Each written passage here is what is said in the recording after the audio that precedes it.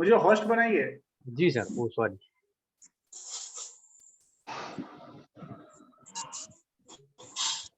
सभी लोग अपने अपने स्थान पे बैठ जाएं। मेरे ख्याल से श्रद्धा जी के गांव में, मंजू जी के गांव में सप्लाई नहीं है। हाँ ठीक है इंदु जी।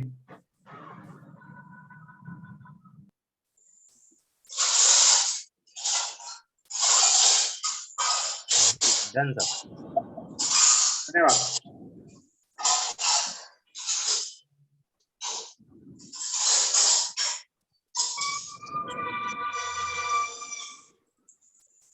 जी, हमारा मंगलाचरण प्रारंभ हो उससे पूर्व सभी से अनुरोध है कि अपने हाथों को जोड़ लेंगे और दीपा जी के साथ आप सभी भी मंगलाचरण के वाचन में सहायक बनेंगे। महावीर भगवान की जय। जय। सब लोग अपने हाथ जोड़ लीजिए। सुखी रहे सभी जीव जगत के, कोई कभी ना घबरावे। बैरी पापी अभिमान छोड़, जग नित्य नए मंगल गावे। घर घर चर्चा रहे धर्म की, दुष्कृत दुष्कर हो जावे। ज्ञान चरित उन्नति करे, अपना मनुष्य जन्म में फल सब पावे। बोलिए महावीर भगवान की जय। बहुत अच्छा, आपकी आवाज तो मधुर है दीपा जी। चलिए, सभी का स्वागत है जन शिक्षा समृद्धि की ओर से। आज के सत्र में मैं आप सभी का स्वागत करता हूँ। करीब करीब 17 लोग अभी तक जुड़ चुके हैं। बहुत अच्छी बात है, टाइम से जुड़े हैं। और आज का विषय भी इसी तर्ज के ऊपर है। मेरा नाम वैभव परीख है और मैं कंटिन्यूअस लर्निंग प्राइवेट लिमिटेड की ओर से आप सभी का हार्दिक स्वागत करता हूं।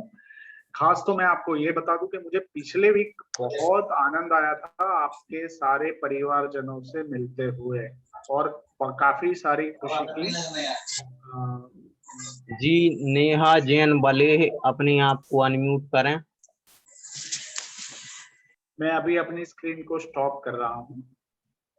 तो बहुत अच्छा लगा था आपके सारे परिवारजनों से मिलते हुए और सभी लोग अभी जुड़ भी रहे हैं और सबके वीडियो चालू है। बहुत अच्छी बात है, मैं आप सभी को देख पा रहा हूँ। तो क्या बताया फिर परिवार ने पिछले वीक, थोड़ा आप लोग बता सकते हैं क्या? यहाँ जुड़ के परिवार के लोगों ने कुछ बात की आप लोगों से, उनको कैसा लगा? क्या महसूस हुआ दूसरे परिवारों को सुनते हुए? तो कोई कुछ कहना चाहता है तो बहुत अच्छी बात है, अच्छा लगेगा। और एक तो बड़ी बात ये हुई कि मुझे पता ही नहीं था कि कई सारे परिवार जुड़े हुए हैं, है ना। जैसे तनुज जी है, अनिल जी है, ठीक है, फिर रेखा जी है। तो मुझे पता ही नहीं था, तो बहुत अच्छा लगा कि मैं सबको जान पाया और सबके परिवार से भी मिल पाया। तो किसी को कुछ शेयर करना है तो हम उसके ऊपर हम उनको शेयर करने का मौका अवश्य देंगे। चलिए, तो मैं मानता हूं कि ये वीक आपका अच्छा रहा होगा और बारिश भी आनी शुरू हो गई होगी गांव में। तो मौसम भी बदल रहा है और हम भी बदल रहे हैं, ये बहुत अच्छी बात है। रुचि जी, आप कुछ कहना चाहते हैं?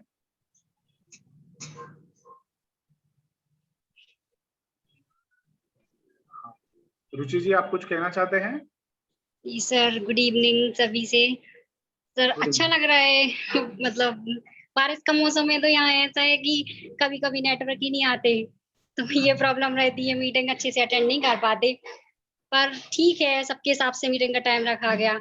और उस दिन जब फैमिली के लोग जुड़े थे ना सबके साथ, तो मैंने मम्मी को बताया, जो वेबिनार की जो यूट्यूब पे लिंक दी रहती ना, तो मैंने वो भी सुनाया उनको कि आप नहीं जुड़े थे, ये सब हुआ था, सब लोगों ने ऐसे बात करी थी।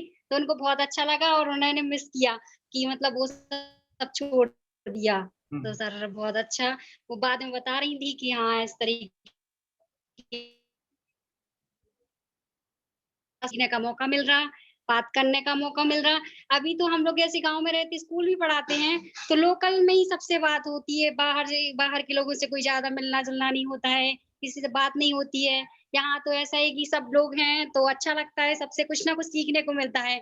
4 लोगों के साथ रहते हैं तो 4 तरह की बातें भी सीखते हैं कि कैसे रहना चाहिए, कैसे मतलब अंडरस्टैंडिंग और सब कुछ, तो सर अच्छा बहुत लगता है। अच्छा, चलिए बहुत और ये अच्छा, बढ़िया। सिमरन जी आप अपना वीडियो जरूर से चालू रखें। रेसू जी, रिंसी जी कहाँ है? आज दिख नहीं रही है। अनम्यूट कीजिए रेसू जी।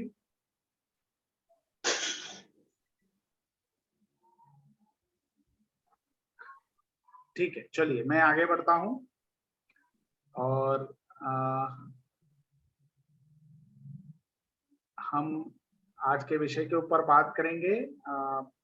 उससे पहले सब लोगों ने अपने अपने आसन का नाम, जो लोग नए जुड़े हैं वो जरूर से अपने आसन का नाम चैट बॉक्स में लिख लें। हमें चैट बॉक्स का उपयोग आज अच्छे से करना है और मैं अपनी स्क्रीन पे शेयर करता हूँ।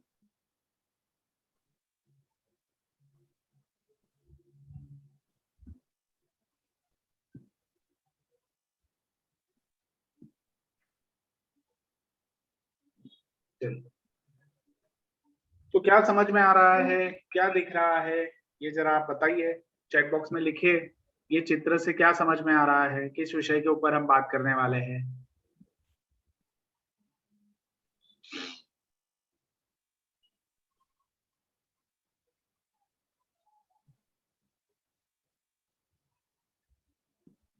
समय, बहुत अच्छा। तो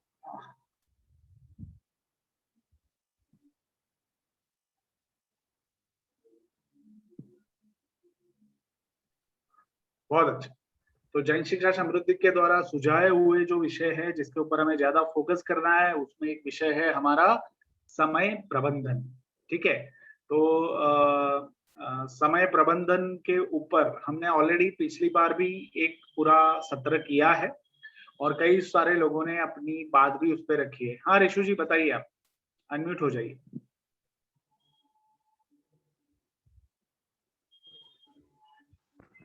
बोलिए बोलिए। ऋषु जी आपकी आवाज नहीं आ रही है।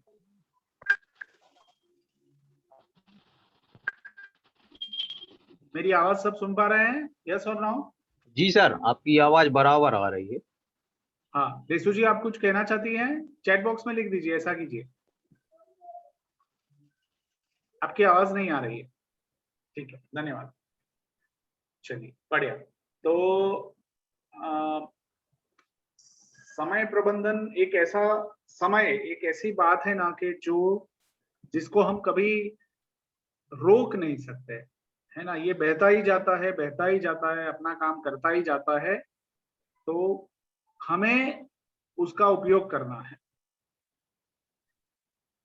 और किस तरह से करना है उसके ऊपर हम थोड़ी बात आज के सत्र में करेंगे। पर उससे पहले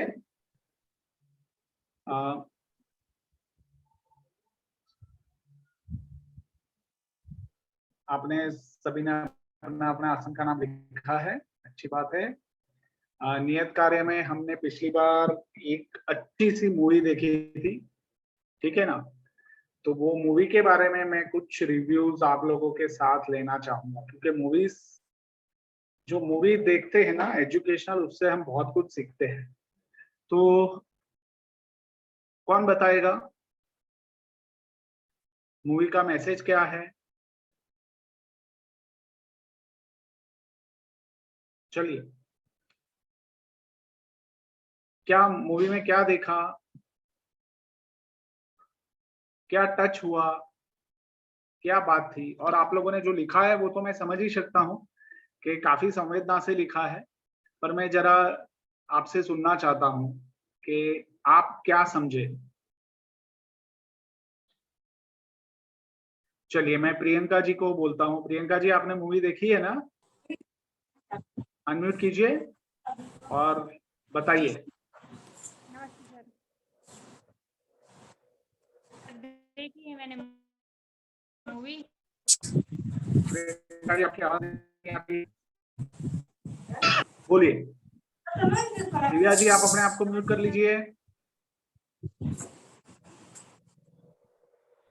नमस्ते सर, देखी है मैंने मूवी। हम्म, सर जो मूवी थी जिसमें वो गुड्डू नाम का लड़का था, तो उसकी आर्थिक स्थिति ठीक नहीं थी इससे कि वो अपने सामान खरीद सके, तो विदाउट साधनों के होते हुए भी उसने जो कबाड़ी का सामान था उसे एडजस्ट करके मतलब अपनी कार को बिल्कुल रुकने नहीं दिया। मतलब सामान ना होने की ये नहीं सोचा कि हमारे पास बजाने के लिए कुछ नहीं है तो बहाने करके एक्सक्यूज बोले कि ऐसा नहीं है तो ऐसा नहीं हो पाएगा। उसके लिए जो मिला उससे यूजफुल बनाता गया और आगे बढ़ता गया। तो फिर उससे अच्छी प्रैक्टिस भी होती गई, और प्रैक्टिस अगर अनुभव हो जाए तो फिर आगे चल के मौका मिल गया। मौका मिला तो उसका सिलेक्शन भी हो गया।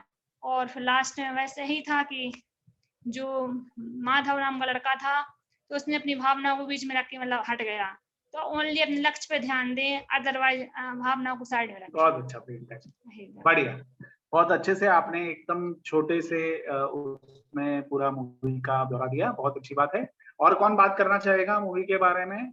आपने आपने किस एंगल से देखा मूवी को, है ना? क्या नजरिया बना मूवी से? कौन बोलेगा?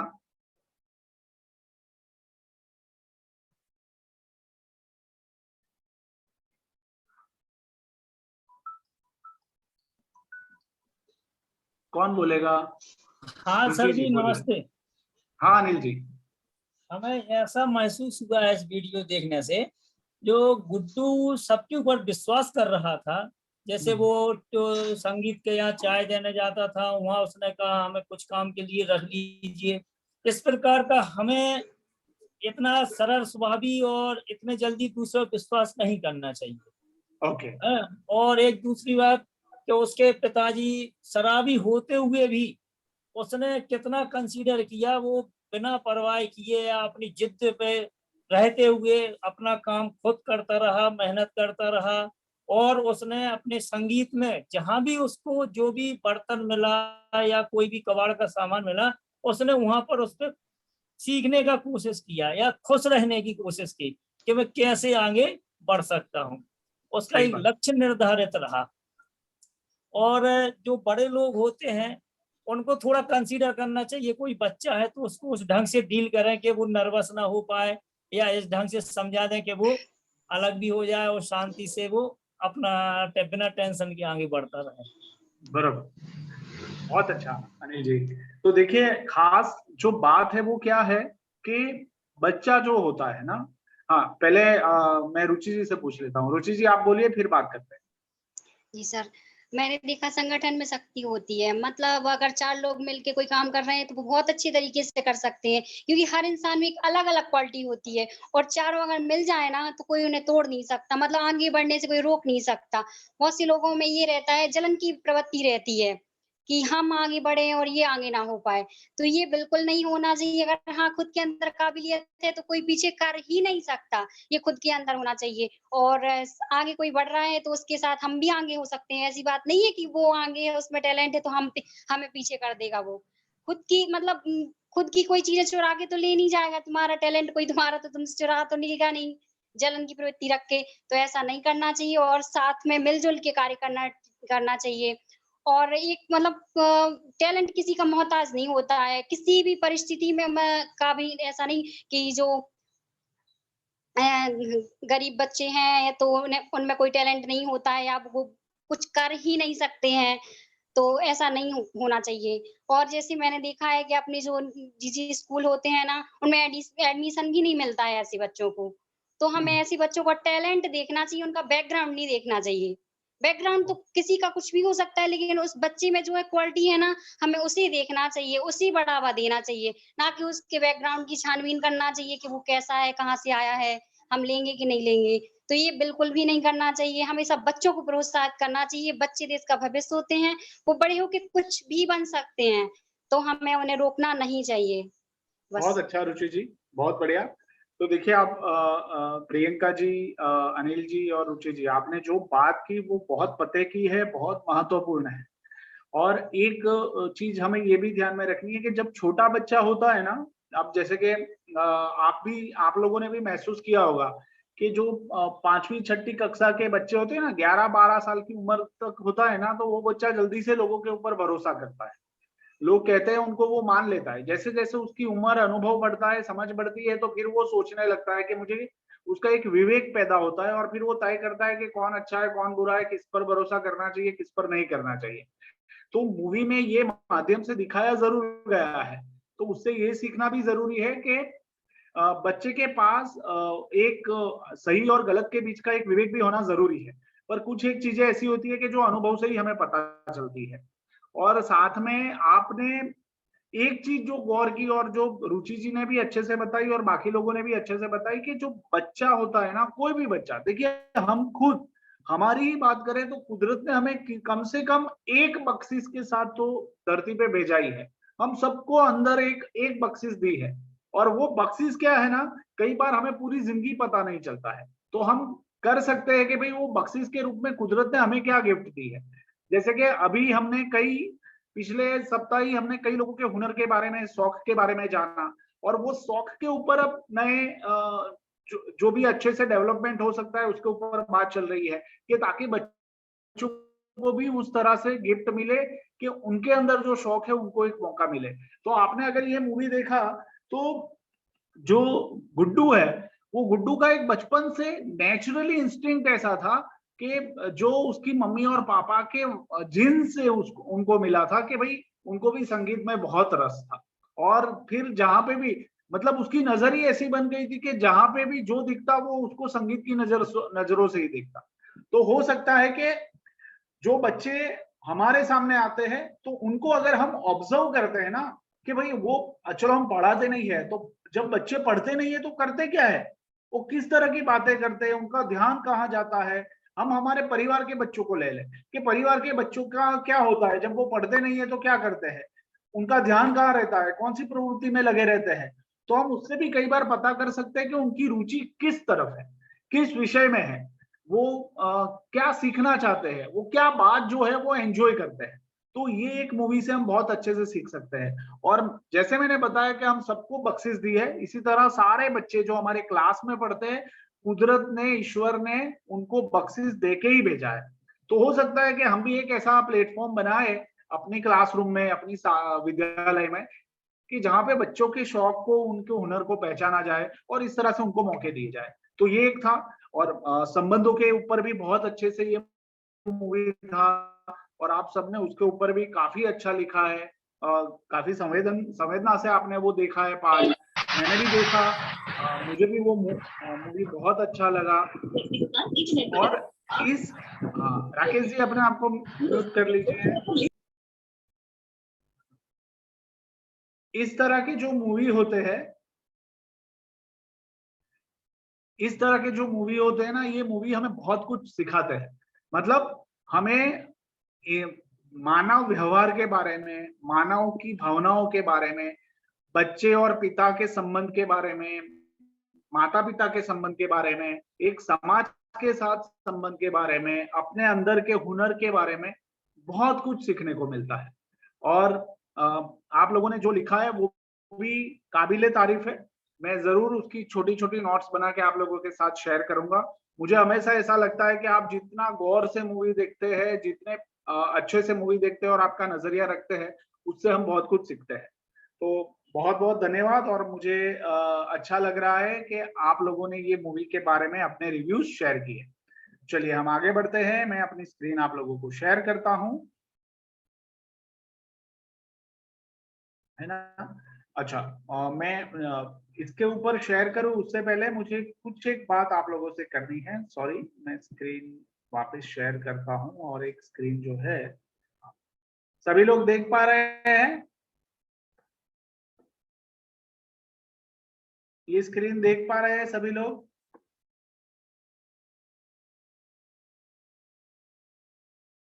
चलिए, देखिए मैं गोल्डी की तो मेरे पास 3 हफ्तों के नियत कार्य का एक लिस्ट आया है।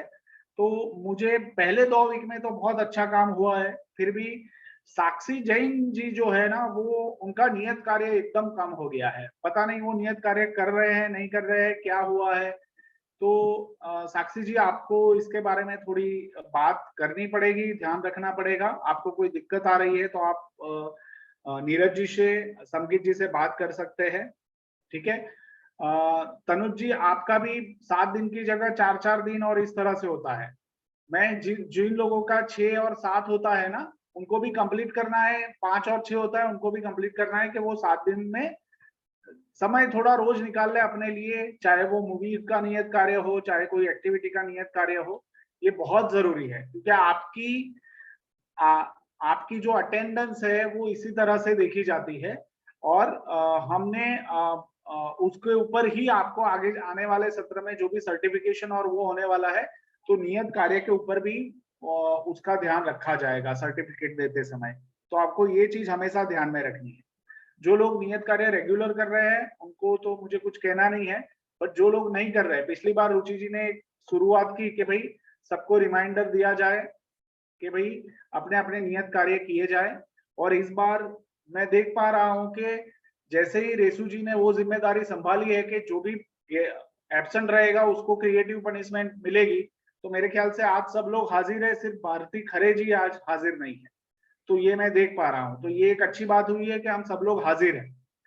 तो आप लोगों के नाम के साथ मैं इसमें है ना, सुनीता जैन जी है, उनका 4-4-3 मतलब वीक में 4 दिन काम करते हैं, फिर नहीं होता है, ठीक है। तो जिनका इस तरह से 4-3 है उनको अपने ऊपर ज्यादा काम करने की जरूरत है। नेहा जी आपको ज्यादा काम करने की जरूरत है, आप समय निकालिए, नियत कार्य करना बहुत जरूरी है क्योंकि नियत कार्य से ही नजरिया बनता है और हम सीखते हैं और ये डिसिप्लिन है। इस डिसिप्लिन में रहेंगे आप अपने पूरे दिन के शेड्यूल में वो समय फिक्स कर सकते हैं कि भाई ये नियत कार्य का समय है, इसमें मैं अपना नियत कार्य करके ग्रुप में रख दूंगी। तो ये सबको करना है और रेगुलर रूप से करना है, ठीक है। जब सर्टिफिकेशन देंगे ना तो उसका इम्पैक्ट आपके नियत कार्य से होगा, तो ये आपको ध्यान में रखना है। उस समय हमें दुखी नहीं होना रहना है। मैं चाहता हूं कि सबको अपने अपने सर्टिफिकेट अपनी पूरी क्रेडिबिलिटी के साथ मिले, जिस तरह से वो परफॉर्म कर रहे हैं इस तरह से। तो मैं सबसे अपेक्षा रखूं कि अगले वीक से हम पूरा 7 दिन का पूरा ब्यौरा पूरा नियत कार्य कंप्लीट करके ग्रुप में रोज रखेंगे।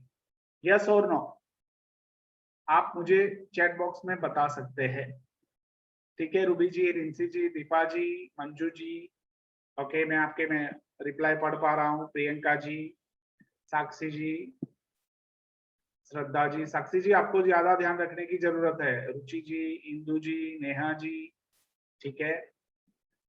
अभिषेक जी, ओके, अभिषेक जी तो लगातार बहुत अच्छे से कर रहे हैं काम। ऐसे भी मैं बता सकता हूं कि जो लोग बहुत अच्छा कर रहे हैं, जैसे कि मेरे पास 3 के सुनीता जी का काम बहुत अच्छे से हो रहा है। फिर पहले 2 वीक में विशाखा जी का काम हुआ, तीसरे वीक में गड़बड़ हो गई। रेसू जी आपको थोड़ा काम बढ़ाना है।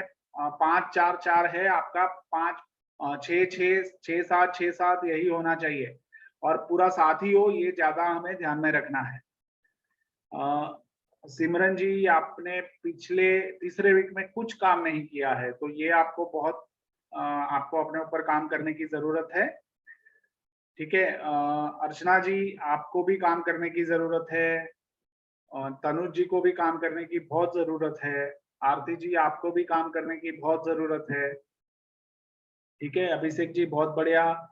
अभिलाषा जी आज जुड़ी है, पता नहीं, तो अभिलाषा जी को भी काम करने की जरूरत है अपने ऊपर। चुमकी जी, सर, हाँ चुमकी जी आपको भी काम करने की जरूरत है। भले आप लीव लो, बट हम क्या, देखो आप लीव लेते हैं अच्छी बात है, आप पहले से मांग लेते हैं वो बहुत अच्छी बात है, बट हम दूसरे दिन ही पूरे यूट्यूब की लिंक सत्र की रखते हैं, तो वो वीडियो को देख के आप वापस कार्य में जुड़ सकते हैं। आप ऐसा नहीं करते हैं, आप ऐसा मानते हैं कि मैं ये वीक गैर हाजिर हूँ, ये वीक एब्सेंट रही हूँ, तो मुझे पूरा वीक नियत कार्य से छुट्टी। ये गलत है। आपको नियत कार्य से छुट्टी नहीं मिलेगी। आप पूरा वीडियो देख लें यूट्यूब से और फिर वापस नियत कार्य में जुड़ जाए, तो ये आपको करना पड़ेगा। प्रियंका जी आप अच्छा कर रहे हैं। संदीप जी आप तीसरे वीक से आपकी गाड़ी बिगड़ी है, तो आपको ये चेक करना है। और सुनीता जी आपको अपने ऊपर काम करना है। दीपा जी अच्छे से कर रही है। सरोज जी भी अच्छे से कर रही है, पर और बेहतर हो सकता है। सौम्या जी पिछले 2 वीक उन्होंने अच्छा किया है, तो वो अच्छी बात है। भारती जी का लगातार कम हो रहा है और वो पिछली बार भी एब्सेंट थी, आज भी वो नहीं है, तो ये थोड़ा हमें देखना पड़ेगा। नीरज जी, भारती जी से फिर बात हो। जी नेहा सर, जी मैं का, कांटेक्ट हाँ करूंगा। हाँ, नेहा जी का कामकाज नहीं हो रहा है। नेहा जी, आपको अपने आप को इम्प्रूव करने की जरूरत है। चलिए, और रिया जी, मैं मानता हूँ आप बीच में बीमार थे, गोल्डी जी भी बीच में बीमार थे, तो वो समझ सकता हूँ, बट उसके अलावा आपको नियत कार्य में जैसे ही स्वस्थ होते हैं, नियत कार्य में जुड़ जाता है। आप ऐसा मानिए कि नियत कार्य क्या है, वो आपकी दवा है। वो काम करेंगे ना तो आप में एक ऊर्जा बनेगी, पॉजिटिविटी आएगी। और जो भी लोग लीव लेते हैं उनको ग्रुप में जरूर बताना है ना। रुचि जी अच्छे से कर रही है, श्रद्धा जी भी बहुत अच्छे से कर रहे हैं, ठीक है। रूबी जी बहुत अच्छे से कार्य कर रहे हैं, मोहिनी जी भी बहुत अच्छे से कर रहे हैं, तो बहुत बढ़िया। चलिए, तो ऐसे हम दूसरों से भी प्रेरणा लेते रहे और अपना नियत कार्य रेगुलर समय से करते रहे, ठीक है। चलिए, रिंसी जी का भी बहुत अच्छा है, और भी इम्प्रूव हो सकता है। चलिए, हम आगे बढ़ते हैं। मैं अपनी स्क्रीन, ठीक है ना, तो मैं आप लोगों को पूछना चाहता हूँ कि ये बात मैं आप लोगों से कर सकता हूँ ना, कि नहीं कर सकता हूँ? कि आपका कार्य बरोबर नियमित रूप से आए, नियत कार्य, हाँ या ना? चलिए, बढ़िया। सर जी ऐसा महसूस हो रहा है, हाँ, बताइए। तो अप्रैल में जो गैप हो गया ना हाँ 15/4 के बाद हाँ 5 मई तक का, उस हाँ बीच में लिंक सी टूट गई है कुछ। हाँ, ऐसा हो सकता है। हाँ सर, पहले बहुत बढ़िया चल रहा था। नहीं तो फिर देखिए, आपने बात बताई है, तो फिर हम वापस उस पटरी पे आ जाते हैं। आप लोग हाँ मतलब देखिए, जिस तरह से आप नियत कार्य में जो भी रखते हैं, उसमें आप जो कार्य करते हैं, अपना नजरिया रखते हैं, वो तो जी काफी प्रशंसनीय है, काफी जी। सराहनीय है। पर हमें उसमें एक शिस्त लानी है, डिसिप्लिन लाना है। जैसे हम हाँ दिन में अपना जो कार्य, रेगुलर कार्य करने के लिए जो टाइम देते हैं, तो वो नियत कार्य के लिए भी टाइम देना है। और बिल्कुल मैं सर।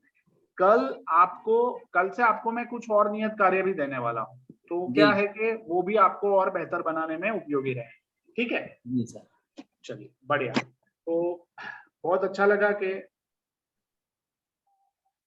इसलिए मैंने बताया शिखा जी, देखो जो लोग कर रहे हैं, नहीं कर रहे हैं, उसका एक ब्यौरा बनाया था, वो मैंने शेयर किया शिखा जी, ताकि सबको पता चले कि कौन कितने दिन काम कर रहा है, कौन नहीं कर रहा है। ये बहुत जरूरी है कि सब लोग कार्य करें, ताकि हम वो बदलाव अपने में देख सके और दूसरों को भी हम इसके बारे में बात कर सके, ठीक है। खुद को आत्मविश्वासी होना, खुद को कॉन्फिडेंट रहना, खुद को आगे बढ़ाना बहुत जरूरी है। चलिए, तो मैं अपनी स्क्रीन शेयर करता हूँ और आगे बढ़ते हैं।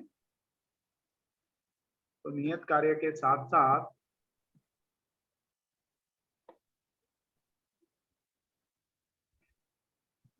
चलिए, दोनों वीडियो किन किन लोगों ने देखे, जरा बताएं अच्छे से,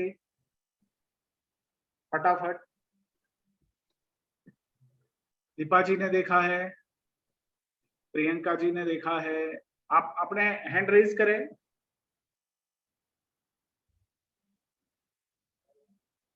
4 5 6 7 8 है ना। चलिए, 9 10 11 12, ओके, चलो, बहुत अच्छा। बाकी लोगों ने नहीं देखा है। अभिषेक जी, आपने नहीं देखा है? देखा है सर। ओके, ठीक है, चलिए, बढ़िया। देखो, ये जो वीडियो है ना, वो सत्र के साथ पूरे लिंक्ड है और बहुत उपयोगी है। तो मैं वो वीडियो के बारे में ही आप लोगों से अभी पूछूंगा। मैं रिंसी जी से पूछता हूँ। रिंसी जी, आप बताएं, पहले वीडियो में आपने क्या देखा? जय हिंद सर। जय जिनेंद्र। सर, पहली वीडियो में हमने देखा कि हम कुछ भी काम कर रहे हैं उसको कंटिन्यू करना चाहिए, छोड़ना नहीं चाहिए बीच में, क्योंकि हमारी जो हैबिट रहती है वो फिर हमारी छूट जाती है, जिससे हम जो काम कर रहे होते हैं या तो वो हम खुद भूल जाते हैं। हमें पता तो होता है कि करना क्या है, लेकिन कैसे करना है वो उतनी रैपिडली नहीं हो पाता। जैसे साइंस कहती है कि कोई भी काम यदि हम 21 दिन तक कंटिन्यू करें तो वो हमारी आदत बन जाती है, फिर हम उसको छोड़ना भी चाहें तो कभी कभी नहीं छूट पाती। इसलिए कुछ भी काम करना उसको 20 दिन तक तो कंटिन्यू करना ही चाहिए। ताकि वो हमारी हैबिट हो जाए, उसको हमें लर्न हो जाए अच्छे से कि कैसे करना है, और करते रहेंगे तो कभी नहीं भूलेंगे। बहुत अच्छा। तो हद पार जो काम होता है ना वो बहुत जरूरी होता है, ठीक है ना। तो अपने अंदर वो माहौल बनाने के लिए हमें लगातार कुछ काम करते रहने पड़ते हैं और फिर वो आदत बन जाती है। तो वो माहौल बनना जरूरी है। सोच लिया तो सोचने से नहीं होगा। आप जितनी मेहनत, कड़ी मेहनत करेंगे अपने समय का पालन करने के लिए, उतना समय आपको मदद करता जाएगा। तो ये एक चीज बहुत हमें ध्यान रखनी है। बहुत अच्छा रिंसी जी। चलिए हम दीपा जी से पूछते हैं। दीपा जी, दूसरे वीडियो में क्या देखा आपने, बताइए।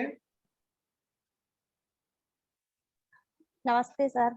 नमस्ते।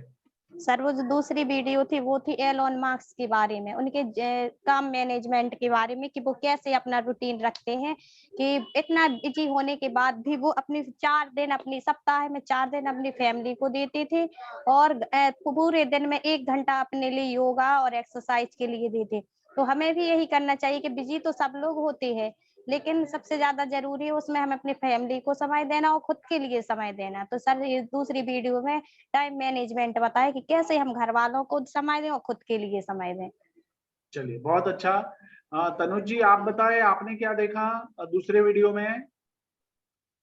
दूसरे वीडियो में सर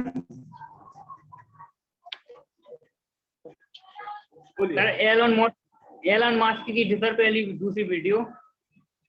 सर भाई 6 कंपनियों के फाउंडर थे।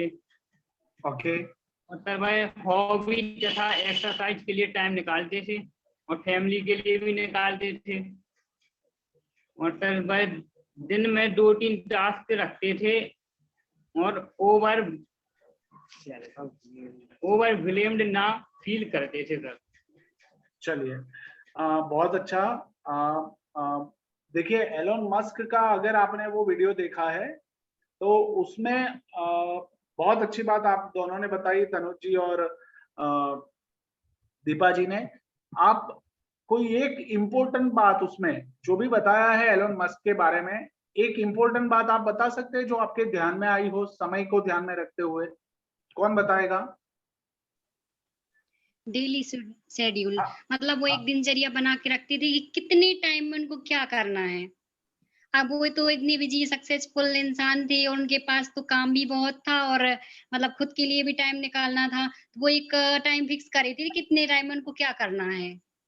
तो अगर एक इंसान ऐसे मतलब टास्क बना के काम करे तो वो अच्छे से काम भी कर सकता है और समय की बचत भी कर सकता है। तो इस बहुत तरीके अच्छा, से करना चाहिए। बहुत अच्छा रुचि जी। देखिए आप लोगों ने अगर देखा हो तो सबसे अच्छी बात जो एलोन मस्क के वीडियो में देखी, वो अपनी जिंदगी को पूरी तरह जी रहा है, अपने फैमिली को टाइम दे रहा है, अपने लिए समय निकाल रहा है। और सबसे अच्छी बात है कि वो हर एक काम के लिए उसने टाइम ब्लॉकिंग का एक कंसेप्ट निकाला है कि वो टाइम को ब्लॉक कर लेता है। मतलब 2 घंटे तो 2 घंटे सिर्फ मुझे यही काम करना है, 3 घंटे तो 3 घंटे मुझे यही काम करना है, इसी काम को पूरा करते हुए मुझे आगे बढ़ना है। तो वो 3 घंटे में एक काम लेता है, वो काम की सूची बनाता है और फिर उस काम के लिए जितने भी काम करने पड़ते हैं वो 3 घंटे में करता है। तो उसने हर एक काम को ब्लॉक किया है। वो इतना बड़ा बिजनेसमैन है, इतने सारे कार्य कर रहा है, वो अब इंसानों को मंगल की यात्रा करवाने वाला है। उस तरह का उसका बिजनेस बन रहा है कि वो मंगल ग्रह की यात्रा कराएगा। जैसे हम प्लेन में एक देश से दूसरे देश जाते हैं, एक गांव से दूसरे गांव जाते हैं, वो इस तरह की डिजाइन बना रहा है कि हम अपनी धरती से बाहर निकल के चंद्र की सैर करेंगे, अपनी धरती से बाहर निकल के मंगल की सैर करेंगे।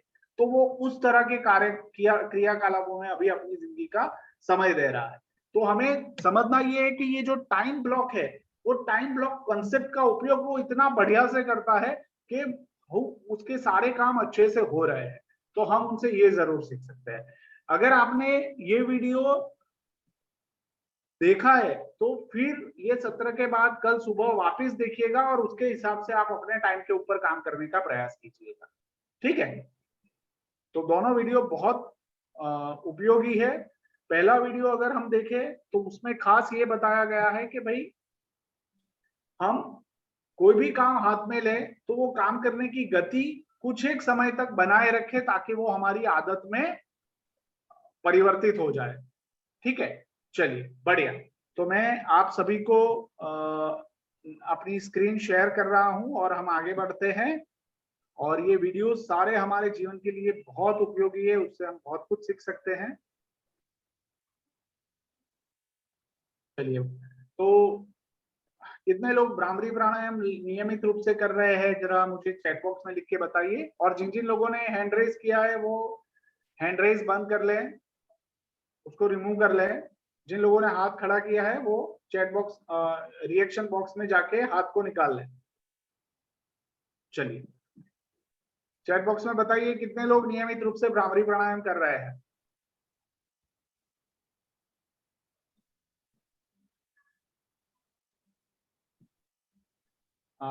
ठीक है, मेरी आवाज कम आ रही है? नीरज जी, अर्चना जी कर रही है, ठीक है। ठीक है दीपा जी, रिंसी जी कर रही है, रुचि जी डेली नहीं करते हैं, ठीक है। सुनीता जी करती है, 2-3 दिन नहीं कर पाए, फिर धीरे धीरे आदत छूट जाएगी। श्रद्धा जी बहुत अच्छा। रेशु जी, अभिषेक जी नियमित कर रहे हैं, बहुत अच्छा। इंदु जी भी करते हैं, सौम्या जी भी कर रही है, बहुत अच्छी बात है। देखो ये मैं चेक नहीं करता हूं, बट हमें रोज ग्रुप में सुबह का योग व्यायाम करके ग्रुप में पोस्ट करना है कि आज मेरा योग हो गया, आज मेरा व्यायाम हो गया, आज मेरा भ्रामरी प्राणायाम हो गया। हाँ, बट आपको तो रूबी जी, आपको भले आप शादी में आए हैं, आप अपने लिए क्या 5 मिनट नहीं निकाल पाते? इतनी शादी में बिजी है। आपकी शादी है क्या? हाँ रूबी जी बताइए। ये तो है ना एक्सक्यूज है, बहाना है ना। अपने लिए, अपनी अपनी जिंदगी के लिए 5 मिनट निकालिए ना, ठीक है।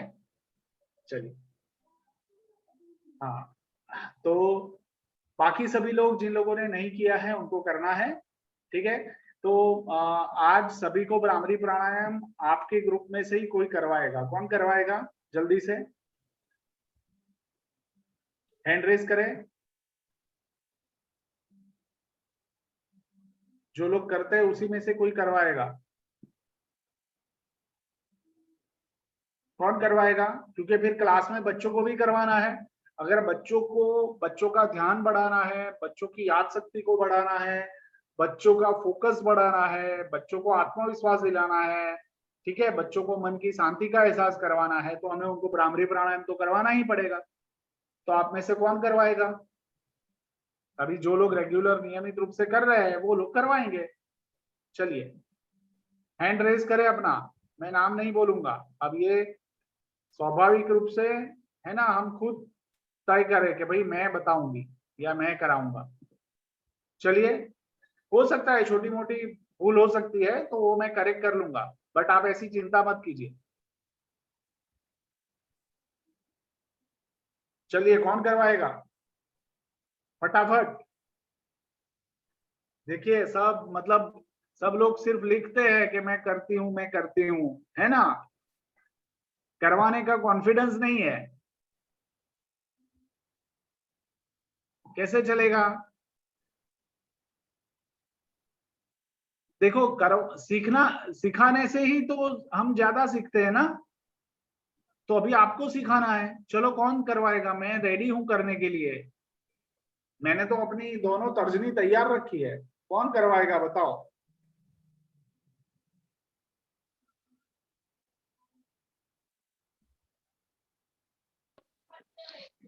सर मैं करवाऊंगा सर। कौन कह रहा है? अभिषेक जी। बढ़िया, अभिषेक जी आप करवा रहे हैं, अच्छी बात है। रिंसी जी ने भी हाथ बढ़ाया है। चलिए, अब ये हमें समझना है कि मैंने एक चीज आपको बोली कि आपको ये आप कर भी रहे हैं, कई सारे लोग रेगुलर कर रहे हैं, बट आप अभी करवाने के लिए अपना हैंड रेज नहीं कर पा रहे, तो अपने मन को टटोलना है कि मन में क्या चल रहा है। कोई डर है, भूल हो जाएगी, ऐसी कोई बात है, अरे मैं ठीक से नहीं करवा पाई तो लोग क्या बोलेंगे, मेरे बारे में क्या सोचेंगे, ये चल रहा है, या मुझे अपने में आत्मविश्वास नहीं है, मैं करती तो हूँ बट मैं अपने लिए ठीक ठाक कर लेती हूँ, मुझे दूसरों को सिखाने में थोड़ी दिक्कत है, ऐसा भी हो सकता है। ठीक है, तो ये मन को टटोलना जरूरी है कि भाई ऐसा क्या है जो मुझे रोकता है। ठीक है, और हम ये करवाएंगे तभी तो कॉन्फिडेंस आएगा। अब आप ऐसा मानिए कि जो भी अभिषेक जी आप करवा रहे हैं, आप ऐसा मानिए कि सभी क्लास के बच्चे ही बैठे हैं, क्लास के बच्चों को आपको करवाना है। ये हम सब बच्चे हैं, मैं फर्स्ट स्टैंडर्ड में पढ़ता हूँ और आपको मुझे ये भ्रामरी प्राणायाम सिखाना है, तो मैं कैसे करूंगा बताइए। चलिए अभिषेक जी आप करवाए, सब रेडी है जी सुनीता जी के साथ, तो आंसू भी बैठा है। आंसू तुमको भी करना है, ठीक है बेटा? जी चलिए, तो आप पहले सूचना दीजिए क्या करना है। जी सर, सबसे पहले तर्जनी को अपन को सिर मस्तिष्क पे लगाना है और अंगूठों को कान में लगाना है सर, और फिर उसके बाद गहरी सांस लेकर ये 3 उंगलियों का क्या करना है, बाकी की पलकों में लगाना है सर। ठीक है, फिर अपन को गहरी सांस लेना है सर। ओके।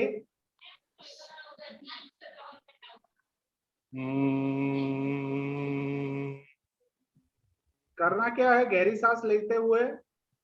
सांस लेते हुए ओम का उच्चारण करना है सर। होठ खोलना है नहीं खोलना है? नहीं खोलना है सर। ओके नाक से सर सांस को छोड़ना है अंदर बाहर की तरफ सर। ओके, गहरी सांस लेना है सर पहले।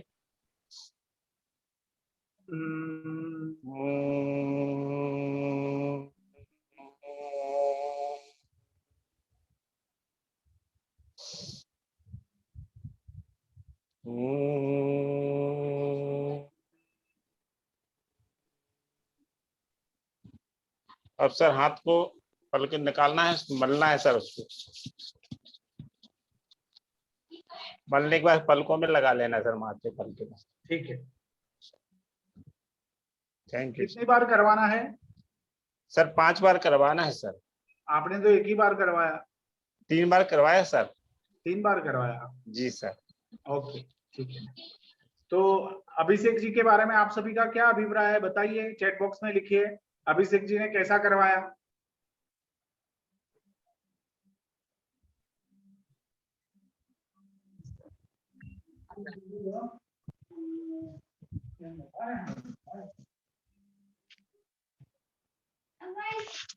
बहुत अच्छा, बहुत अच्छा, बहुत अच्छा, बहुत बढ़िया, बहुत बढ़िया।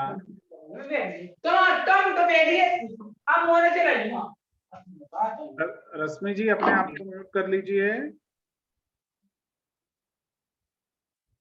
बढ़िया, बहुत अच्छा, चलिए बहुत अच्छा। तो अभिषेक जी आपके लिए तालियां। ठीक है, रिंसी जी आप उसकी पूरी विधि एक बार बता दें वापिस अनम्यूट करके। भ्रामरी प्राणायाम कैसे करते हैं उसकी विधि आपको बतानी है। जी सर, पहले सभी सीधे बैठ जाए पद्मासन की स्थिति में, पीठ को खींच के। ओके ठीक है। फिर अपनी तर्जनी को माथे पर रखेंगे और अंगूठे को दोनों कानों के पास, जिससे कान बंद हो जाए। कान को बंद ही करना है, कान के पास नहीं, कान को बंद रखना है अंगूठे से। हाँ फिर इन तीनों उंगलियों से अपनी आंखों को बंद करना है। ठीक है। फिर धीरे से एक लंबी सांस लेना है और ओठों को बंद करते हुए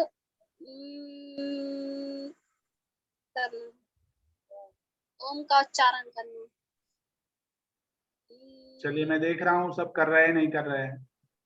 सांस को खींचते हुए जितना पॉसिबल हो उसके बाद धीरे धीरे छोड़ते जाना। जरूर।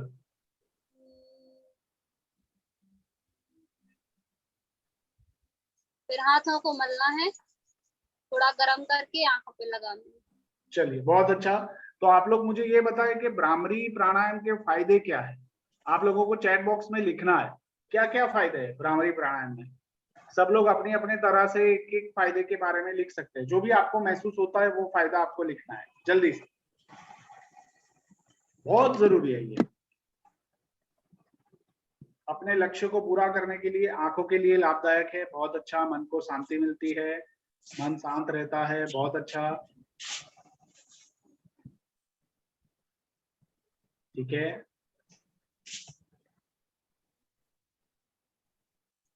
फिर श्वास की गति को आराम मिलता है, बहुत अच्छा रिंसी जी। फिर मन में बहुत अच्छा महसूस होता है, मन को शांति मिलती है, आंखों के लिए अच्छा है, रिलैक्स फील करते हैं, बहुत अच्छा, आंखों को आराम मिलता है, मन बिल्कुल शांत हो जाता है और किसी भी प्रकार का विकल्प नहीं रहा मन में, बहुत अच्छा। हाँ, कोई भी विचार आते नहीं है, एकदम शांत हो जाता है मन, बहुत अच्छा, मन में ताजगी रहती है, बहुत अच्छी बात है। सबसे अच्छी बात यह है कि जिन लोगों को बहुत गुस्सा आता है, उनका गुस्सा जो है वो शांत होता है, वो अपने आप के गुस्से के ऊपर कंट्रोल कर पाते हैं। ठीक है, तो बहुत अच्छी बात है आप लोगों ने जो ये लिखा है ना। और ये अगर नियमित रूप से लंबी अवधि के लिए किया जाता है तो हमारा ध्यान जो है ना वो बहुत बढ़ता है, हमारा फोकस बढ़ता है, मन विचलित नहीं होता है, फिर जो काम करते हैं उसमें पूरी तल्लीनता से काम करते हैं। तो एक अंदर से हमेशा एक सुकून का महसूस होता है। तो ये इसके फायदे हैं, है ना। तो हमें करते रहना है। चलिए बढ़िया, मैं आगे बढ़ता हूँ आज के सत्र की ओर, और ये बहुत इम्पोर्टेंट है। चलिए,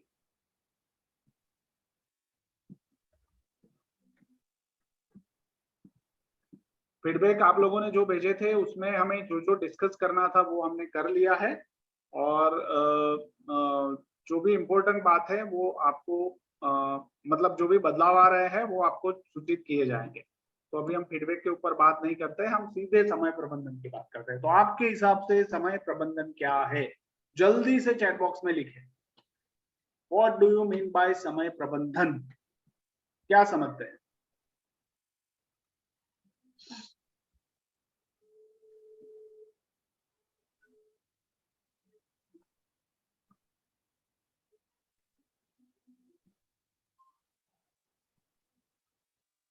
समय का सदुपयोग, अपने टाइम का शेड्यूल बनाना, दिया गया काम समय पर करना ही प्रबंधन है। समय को खुद के लिए रोक के रखना, ओके रिंसी जी, समय के अनुसार अपने काम का विभाजन करना, समय का सदुपयोग करना, समय का बर्बाद होने से बचाना, समय से हर काम करना, समय पर सभी काम करना, समय के अनुसार अपने काम करना, समय की सीमा बनाना, बढ़िया, समय सारणी के अनुसार काम करना, टाइम टेबल बनाकर काम करना, बढ़िया, आप लोगों ने बनाया भी है पिछली बार, है ना। चलिए, काम को समय से पूरा करना, ओके। हाँ, तो समय प्रबंधन का यही बात है ना, काम को समय से पूरा करना, समय का सदुपयोग करना। ठीक है, चलिए बढ़िया, समय सारणी तैयार करके काम करना, ओके, ठीक है। तो आप सभी लोग मोटा मोटा जो बात बता रहे हैं वो यही है कि भाई हमारे काम के लिए हम समय को विभाजित करें, उसको कंप्लीट करें, समय का सदुपयोग करें, समय सारणी के हिसाब से काम करें, टाइम टेबल बनाए। बट वो किसके लिए बनाना है? तो सबसे इंपॉर्टेंट कौन है? समय तो है ही इंपॉर्टेंट, काम भी इंपॉर्टेंट है, बट उससे ज्यादा इंपॉर्टेंट कौन है? तो हमें समय के प्रबंधन, है ना, तो उसके ऊपर बात करते हैं। तो समय कभी भी गुजरता नहीं है, समय हमारे जीवन में से गुजर जाता है, ठीक है ना। समय कभी नहीं गुजरता है, हमारे जीवन में से गुजर जाता है। इसीलिए समय प्रबंधन करना यानी स्वयं का ही प्रबंधन करना, ठीक है। हम समय को मैनेज नहीं कर रहे, हम स्व को, खुद को मैनेज करते हैं। खुद के लिए समय का प्रबंधन करना है, स्वयं के लिए। तो हम अपने स्वयं का प्रबंधन करेंगे तो समय का प्रबंधन अपने आप हो जाएगा। हमें कार्यों के लिए प्रबंधन नहीं करना है, हमारे जीवन के लिए जो कार्य है उसके लिए प्रबंधन करना है।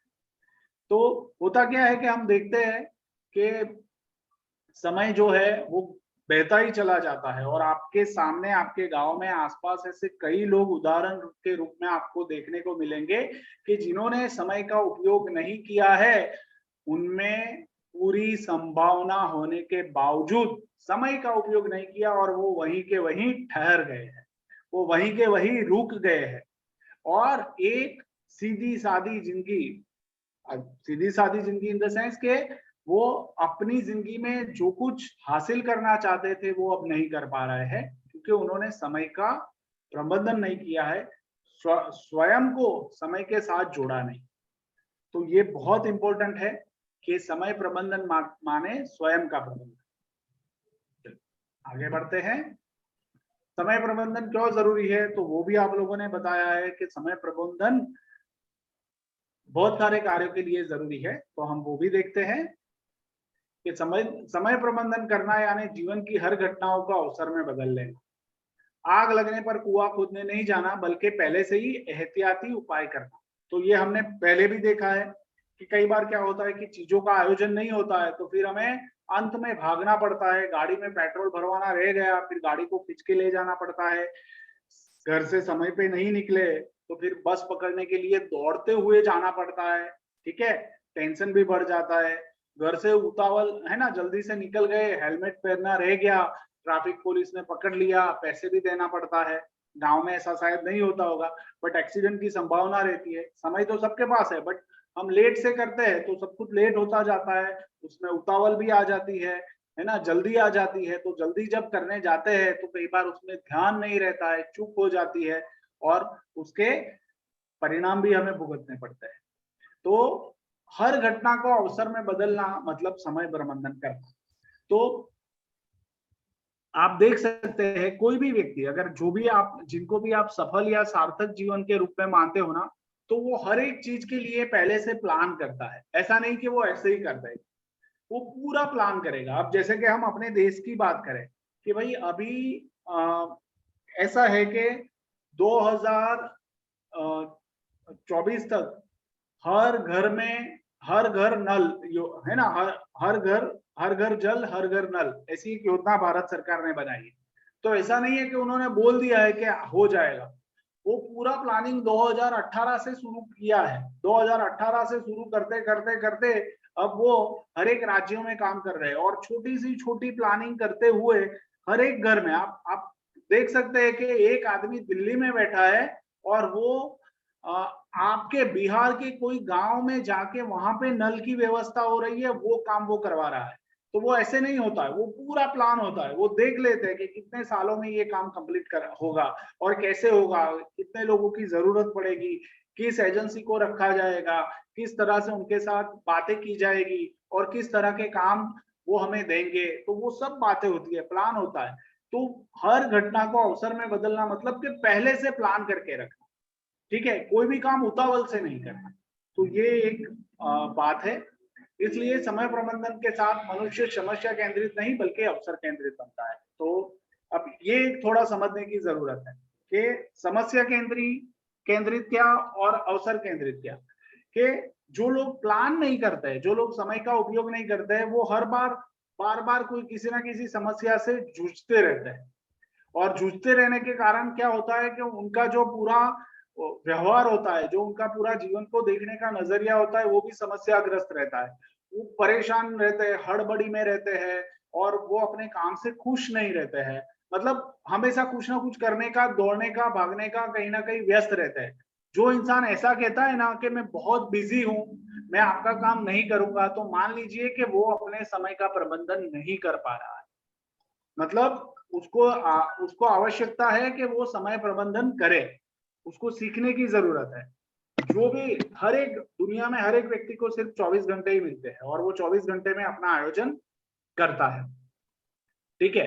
तो बहुत सारे देश है, बहुत सारे ऐसे व्यक्ति है कि वो 24 आवर्स का एकदम असरकारक तरीके से उपयोग करते हुए बहुत सारे कार्य करते हैं। जैसे आप बड़ी बड़ी कंपनियां जो इंडिया में काम कर रही है या फिर आपके आसपास कोई ऐसी संस्था है जो काम कर रही है, तो वो सारे लोग इसी समय का उपयोग करते हैं, है ना। बट वो अवसर केंद्रित होता है। अवसर केंद्रित मतलब कि प्लान करके काम करना, हर एक काम को अवसर के रूप में देखना, है ना। जैसे कि आप मान लीजिए कि भाई हमें बहुत सारे क्लाइमेट चेंज हो रहा है, बहुत सारी परेशानियां धरती के ऊपर हो रही है, तो बहुत सारे वृक्ष लगाने की जरूरत है।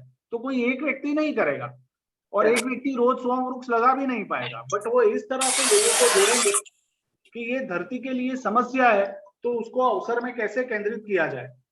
ठीक है, तो अवसर में केंद्रित करने के लिए वो पूरी प्लान बनाएंगे, योजना बनाएंगे और योजना के साथ फिर वो कई सारे लोगों को, कई सारे गांवों को जोड़ेंगे और गांवों को जोड़ते हुए वो लोग पेड़ लगाएंगे। जैसे कि मैं आपको एक एग्जांपल देता हूं कि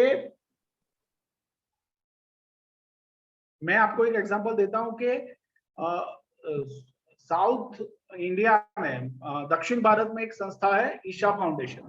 तो उन लोगों ने मिलके पूरे कावेरी जो नदी है वो नदी की सबसे बड़ी समस्या ये है कि वो नदी का पानी सूख रहा है और वो वाइप आउट हो रहा है और गांव के लोग अब माइग्रेट कर रहे हैं और सारे आसपास के जंगल कट रहे हैं। तो उन लोगों ने एक ऐसी योजना बनाई कि जिससे जो लोग पौधे लगाते हैं उनको इंसेंटिव भी मिले, मतलब उसको पौधे लगाने का पैसा भी मिले और गवर्नमेंट उनको उसमें सहाय करेगी। और इस तरह से उन्होंने पूरा बहुत बड़ा जंगल खड़ा कर दिया, बहुत बड़ा जंगल खड़ा कर दिया। तो ये पूरा प्लानिंग के साथ, वो समस्या थी तो उसको अवसर में कैसे बनाया जाए। तो जो लोग अपने समय का प्रबंधन करते हुए किसी का कौन है जो, चलिए आप बंद कर दिए। हाँ, तो जो लोग समय का प्रबंधन करते हुए इस समस्याओं को अवसर के रूप में बदले जाते हैं, उनकी पहचान बहुत होती है, पूरी दुनिया के लोग उनको जानते हैं। उनका नाम है सदगुरु, जो ये काम करते हैं और बहुत बड़े पैमाने के ऊपर वो काम करते हैं साउथ इंडिया में और बहुत अच्छा काम कर रहे हैं। और उन्होंने एक लक्ष्य रखा है कि भाई हम भारत की सारी नदियों को बचाएंगे और सारी नदियों को बचाने के लिए बहुत सारे लोगों को, हर एक व्यक्तियों को जोड़ेंगे, हर एक कार्य जो भी जिसको भी पर्यावरण की रक्षा में इंटरेस्ट है वो सभी लोग उससे जुड़ेंगे और काम करेंगे और पूरा एक माहौल बनाएंगे कि ताकि सबको उसका फायदा हो। ऐसा नहीं है कि वो फायदा उनको होगा, वो हर एक व्यक्ति को फायदा होगा जो गांव में रहता होगा, जो नदी के पास रहता होगा। तो इस तरह से सोचते हैं। तो हम भी अपने जीवन में ऐसे देख सकते हैं कि भाई हमारी क्या क्या रोज बरोज की समस्या है, तो वो समस्याओं को, वैसे तो मैं देख पा रहा हूँ कि काफी सारा बदलाव आप लोगों ने अपने में महसूस किया है, आप खुद को बदल पाए हैं, काफी सारा काम अपने ऊपर कर पा रहे हैं, अब तो सुबह जल्दी भी उठने लगे, तो बहुत सारा अच्छा हो रहा है। बट फिर भी आपको लग रहा है कि भाई ये समस्या है जिसको मुझे बदलना है, मुझे उसको हल करना है, तो उसको अवसर में बदलने के लिए आपको समय प्रबंधन करना जरूरी है। ठीक है, तो मैं आपको अगली स्लाइड शेयर करता हूँ, कैसे बने समय प्रबंधन। तो अब ये हमने बात की है, बट फिर भी मैं आप लोगों को बारी बारी से सारी बातें बताऊंगा कि भूमिका स्पष्ट करते हुए। तो हम सबको ये सोचना है कि मैं एक व्यक्ति के रूप में, एक मानव के अलावा किन किन भूमिकाओं में हूँ। मैं एक शिक्षक हूँ, मैं एक बेटी हूँ, मैं एक बहू हूँ, मैं एक माता हूँ, मैं एक पत्नी हूँ, मैं एक नागरिक हूँ, मैं एक पड़ोसी हूँ। जो भी हमारी जितनी भी भूमिकाएं हैं वो सारी भूमिकाओं में हमें क्लियर रहना है कि हम किस किस भूमिका में क्या क्या काम करते हैं और हमसे क्या अपेक्षा की जाती है। तो अपेक्षाएं भी हमें क्लियर होनी चाहिए कि भाई ये अपेक्षा पूरी कर सकते हैं, ये अपेक्षा पूरी नहीं हो सकती, इसके लिए प्रयास हो सकता है और वो भविष्य में हो ना हो ऐसा हो सकता है। बट भूमिकाएं स्पष्ट करना बहुत जरूरी है कि मेरी कितनी भूमिकाएं है। ठीक है, मैं प्रिंसिपल हूं तो जो भी भूमिकाएं है वो भूमिका हमें क्लियर होनी चाहिए। दूसरा, हर एक भूमिका का लक्ष्य होना चाहिए कि मैं माता के रूप में अपने बच्चों के लिए क्या करना चाहती हूँ, एक पत्नी के रूप में अपने पति के लिए क्या करना चाहती हूँ, एक पति के रूप में मैं अपने परिवार के लिए क्या करना चाहता हूँ, वो लक्ष्य भी स्पष्ट होना चाहिए। फिर एक शिक्षक के रूप में मेरे क्लास के बच्चों के लिए मैं क्या करना चाहती हूँ, विषय के लिए जो विषय मैं पढ़ाती हूँ उसके लिए मेरे लक्ष्य क्या है। तो वो सारे लक्ष्य हमें अपने आप में स्पष्ट करना है। तो अब एक साथ जब आप सोचने जाओगे ना तो हो सकता है कि अरे ये तो बहुत बड़ी बात है, बट आप उसको एक एक भूमिका में लेते हुए लक्ष्य लिखेंगे ना कि एक माता, तो एक माता का क्या होता है कि मुझे एक बहुत बहुत अच्छी माता बनना है जिसमें मैं अपने बच्चे के भविष्य को और ज्यादा निखार सकूं, और उसके लिए मुझे क्या क्या करना है। तो वो स्टेप आपको लिखना है कि भाई मैं उसको अच्छी शिक्षा दूंगी, अच्छे संस्कार दूंगी, है ना। अब वो हो गया तो फिर कैसे होगा, तो कैसे में आपको लिखना है कि अच्छे संस्कार कैसे मिलेंगे, कैसे लोगों से मुलाकात होगी, अच्छी शिक्षा कैसे मिलेगी, किस तरह से आप शिक्षा देंगे, तो उसके ऊपर बात कर सकते हैं। तो पहले व्हाई, क्यों, और फिर कैसे, वो हमें स्पष्ट करना है। लक्ष्य हर एक भूमिका के होने चाहिए। अंतिम लक्ष्य तो खुद का होगा ही कि भाई मुझे आगे जाके एक बहुत बड़ी संस्था का डायरेक्टर बनना है, ठीक है। मैं ऐसा सोच सकती हूँ कि मैं आगे जाके इस देश के विकास के लिए बहुत सारा काम करना चाहती हूँ। हो सकता है कि मुझे उसके लिए इलेक्शन भी लड़ना पड़े, तो वो मैं करने के लिए तैयार हूँ। तो आप अपने आप में अपने लिए जो लक्ष्य देखेंगे, वो लक्ष्य आपको तय करना जरूरी है। और आप मान लीजिए कि जो आप देखेंगे, आपकी जैसी दृष्टि बनेगी अपने लिए, अपने आप के ऊपर काम करते हुए, वो जरूर पूरा होता है। चलिए, फिर लक्ष्य स्पष्ट कर गया तो शेड्यूलिंग हो गया कि भाई कौन सी भूमिका में कौन से लक्ष्य के लिए क्या क्या काम करना है, उसका एक शेड्यूल हो गया। फिर उसको हर दिन अनुकूल करते हुए, मतलब हर दिन हमें जो भी शेड्यूलिंग किया है, जो भी काम हमने तय किए है कि भाई स्कूल में अभी तो जैसे कि ऑनलाइन स्कूल चल रही है, हम स्कूल में जाते नहीं है, बट एक शिक्षक के तौर पे अगर हम देखें कि भाई पूरे दिन में या पूरे वीक में या पूरे साल में हमें ये काम करता रहना पड़ता है, तो एक बार हमारे सामने चित्र स्पष्ट है तो फिर हर दिन क्या करना है वो भी हमें क्लैरिटी आ जाती है और उसके हिसाब से हम करते हैं। अब उसमें हम विषय के साथ ये भी सोच सकते हैं कि भाई चलो आज हमें ये विज्ञान का ये पार्ट पढ़ाना है, तो उसमें मैं कौन सी कहानी कह सकती हूँ। अगर हम प्लान करते हैं तो कहानी भी हम ढूंढ लेंगे, बट हम प्लान नहीं करेंगे और वहां जाके खड़े रह जाएंगे तो कहानी नहीं ढूंढ पाए। तो ये भी एक हमें ध्यान में रखना है कि कौन सी बात कौन सी किस विषय से अनुरूप है, तो वो बात कर सकते हैं। कौन सा वीडियो दिखा सकते हैं कि जिससे बच्चों को जल्दी से समझ में आए, जैसे हम आप लोगों को वीडियो भेजते हैं ताकि आपको विषय के बारे में अच्छे से पता चले। चलिए, तो ये 4 बातें हैं जो हमें बहुत अच्छे से ध्यान में रखनी है कि स्वयं का प्रबंधन करना है तो स्वयं की भूमिका स्पष्ट करनी है, हर एक भूमिका के लक्ष्य पर स्पष्ट करने हैं, उसका पूरा शेड्यूलिंग करना है। शेड्यूलिंग में सारी बातें आ जाएंगी जो एक भूमिका में आती है, एक भूमिका से अपेक्षित है, ठीक है ना। तो मैंने जो भूमिकाएं बताई उसके अलावा भी कोई भूमिका आप अपनी देख पाते हैं तो आप जरूर चैट बॉक्स में लिखें जल्दी से।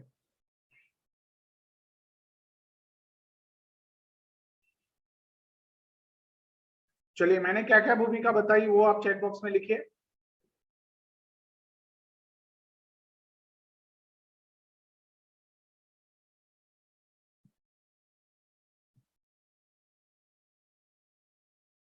हमारी कौन कौन सी भूमिका रहती है।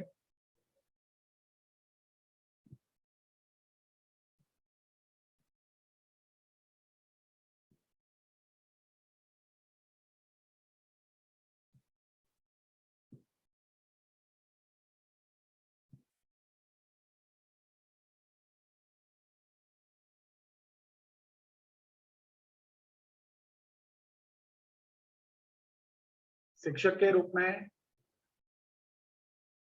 माँ के रूप में, मासी, पोता के रूप में, दोस्त के रूप में। बहुत अच्छा रिंसी जी। शिक्षक के रूप में, बेटी के रूप में, है ना। तो हम देख सकते हैं कि भाई हम किस किस भूमिका में हैं, ठीक है। तो उस भूमिका में हमारे लक्ष्य क्या है। सिस्टर के रूप में, हाँ, और हर एक भूमिका के अपने अपने लक्ष्य हो सकते हैं, ठीक है। दोस्त के रूप में भी हो सकता है, बहुत अच्छा, है ना। बहन के रूप में, बहुत बढ़िया। तो एक दोस्त के लिए क्या करना चाहते हैं, अपने जो संबंध है उसको मजबूत कैसे करना चाहते हैं, किस तरह से आपके अपने दोस्त के साथ संबंध मजबूत होंगे, ठीक है। आप किस तरह से आपने अपने परिवार के साथ आपके संबंध मजबूत होंगे। पत्नी के रूप में, बहुत अच्छा दिव्या जी, है ना। तो ये अलग अलग भूमिकाएं हमारी होती है और हर एक भूमिका में आप देखो सोच सकते हैं कि हर एक भूमिका में हमारे लक्ष्य होता है। आप अगर देखोगे तो कई सारी जो महिलाएं हैं, है ना, तो वो अपने रोल जो है, अपनी भूमिका, अपने जो रोल है वो हर एक क्षेत्र में अदा करती है। अगर आप फिल्म हीरोइन की ही बात कर लीजिए तो हम माधुरी दीक्षित को जानते हैं, तो वो माँ के रूप में भी काम करती है, पत्नी के रूप में भी काम करती है, एक्ट्रेस के रूप में भी काम करती है, नागरिक के रूप में भी काम करती है। ठीक है, तो हर एक रोल में वो लोग अपने अपने लक्ष्य रखते हैं, अपना काम करते हैं। टीचर के रूप में अब बहुत अच्छा दिव्या जी, है ना। फिर हमारे गांव से भी ऐसे कुछ लोग आपको मिल जाएंगे कि वो सारी भूमिका में अपना काम अच्छे से कर रहे हैं और काफी खुश है और अपने जीवन में प्रगति कर रहे हैं। तो ये हम भी उनसे सीख सकते हैं, है ना। हाँ, श्रोता या वक्ता के रूप में भी हो सकता है। बहुत अच्छा कि भाई एक वक्ता है, तो वक्ता जब स्पीच देता है तो उसका लक्ष्य क्या है और वो उस भूमिका में जो काम कर रहा है, तो वो जब भी जहाँ पे भी स्पीच देने जाएगा तो क्या क्या तैयारी करेगा, किस तरह से श्रोताओं से बात करेगा ताकि उनका इंटरेस्ट बना रहे। तो ये पूरा शेड्यूल होता है और वो लक्ष्य बनाने पड़ते हैं। ठीक है, तो शेड्यूल हो जाते हैं तो हमें क्लैरिटी आ जाती है कि कौन से दिन कौन सा काम करना है। चलिए, बहुत अच्छा, आप लोग अच्छे से पार्टिसिपेट कर रहे हैं। तो हम आगे बढ़ते हैं कि समय प्रबंधन का तरीका क्या है, तो वो देख लेते हैं। तो ये हमने देखा था, आप लोगों ने बनाया भी था, मैं उसको शॉर्ट में बता देता हूं कि लॉन्ग टर्म प्लानिंग यानी कि 10 साल बाद हम अपने आप को कहाँ देख रहे हैं। तो सबको ये सोचना है कि आफ्टर 10 इयर्स रिंसी जी कहाँ होगी, आफ्टर 10 इयर्स रुचि जी कहाँ होगी। ठीक है, आफ्टर 10 इयर्स 10 साल के बाद तनुज जी कहाँ होंगे। तो 10 साल का हमें एक लक्ष्य बना के चलना है कि 10 साल के बाद मैं अपने आप को कहाँ देखता हूँ, मैं क्या करता रहूं। ठीक है, तो अगर वो हम देख पाते हैं, यहाँ बैठ के हमने वो सीखा था कि हमें क्या है कि लक्ष्य जो है वो विजुलाइज करना है, जो बनना है उसको विजुलाइज करना है। ठीक है ना, वो ताजमहल हमने बनाया था, हमें याद है कि ताजमहल पहले मन में बनता है फिर बाहर बनता है। तो मन में हमारी इमेज क्या है 10 साल के बाद की, तो वो आपको तैयार करनी है, लिखनी है। चलिए, बढ़िया। तो 10 साल में हो गया। फिर मध्यम अवधि की एक योजना हो गई जिसमें हमने कुछ एक वर्षों में जो पाना चाहते हैं कि भाई आने वाले 5-7 साल में हम क्या करना चाहते हैं, 4 साल में 3 साल में क्या करेंगे। ठीक है, फिर शॉर्ट टर्म प्लानिंग हो गया कि भाई कुछ एक महीनों में हम क्या करेंगे। हमारा 10 साल का जो लॉन्ग टर्म प्लानिंग है, वो लॉन्ग टर्म प्लानिंग के साथ साथ उसको बांट दिया मध्यम में 5 से 7 साल में, उसको और बांट दिया शॉर्ट टर्म में कि कुछ एक महीनों में कि भाई दिसंबर 2021 तक हम क्या करते रहेंगे अब हमारे लक्ष्य के लिए। तो ये हमें चेक करना है। फिर उसके हिसाब से सप्ताह की योजना कि भाई ये सप्ताह क्या करना है जो 2021 का हमारा प्लान है, तो वो, और फिर हर दिन योजना। ठीक है, तो ये इस तरह से पूरा हमारा समय प्रबंधन होता है ना। 10 साल का देखते हुए आज क्या कर रहा हूं मैं, आज क्या कर रही हूं मैं, वो हमें देखना है। और हम रोज जो कार्य करते हैं तो मन में ये भाव आना चाहिए कि ये जो कार्य मैं कर रहा हूं, ये कार्य मुझे मेरे अंतिम लक्ष्य तक ले जा रहा है या नहीं ले जा रहा है। मतलब जब आप मान लीजिए कि आप मोबाइल पकड़ के बैठ गए और मोबाइल पकड़ के उसमें गेम देख रहे हैं या व्हाट्सएप देख रहे हैं या फेसबुक पे वीडियो देख रहे हैं, तो आपको उस समय ऐसा मन में एक बत्ती होनी चाहिए कि अरे ये जो कर रहा हूँ ये मेरे लक्ष्य के साथ जुड़ा हुआ है कि नहीं जुड़ा हुआ। ठीक है, तो आप तुरंत समझ जाएंगे कि ये लक्ष्य के साथ नहीं है, तो आप उसको बाजू में रख देंगे और आप वही काम करेंगे जो आपके लिए जरूरी है। क्लियर हो रहा है सभी को, यस और नो। पहले 10 साल का बनाते हैं, फिर 5 से 7 साल का, फिर शॉर्ट टर्म है ना 1-2 साल का, फिर महीनों का, फिर सप्ताह का और फिर रोज का। कोई सवाल है इसमें किसी को?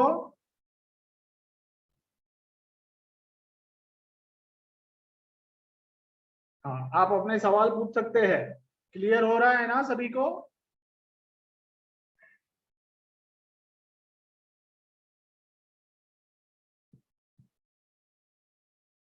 मुझे ये पता है कि इंदुलता जी ने अभी बीएड की एग्जाम दे दी, जो शायद वो इस कार्य में जुड़ने से पहले नहीं देते थे।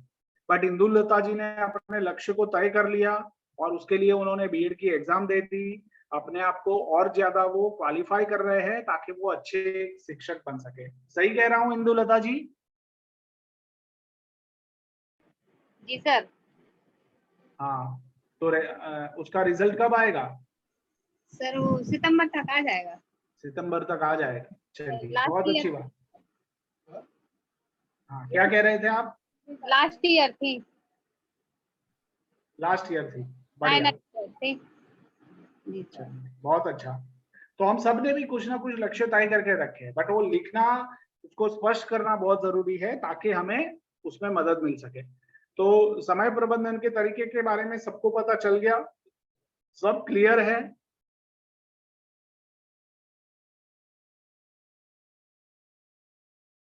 ना?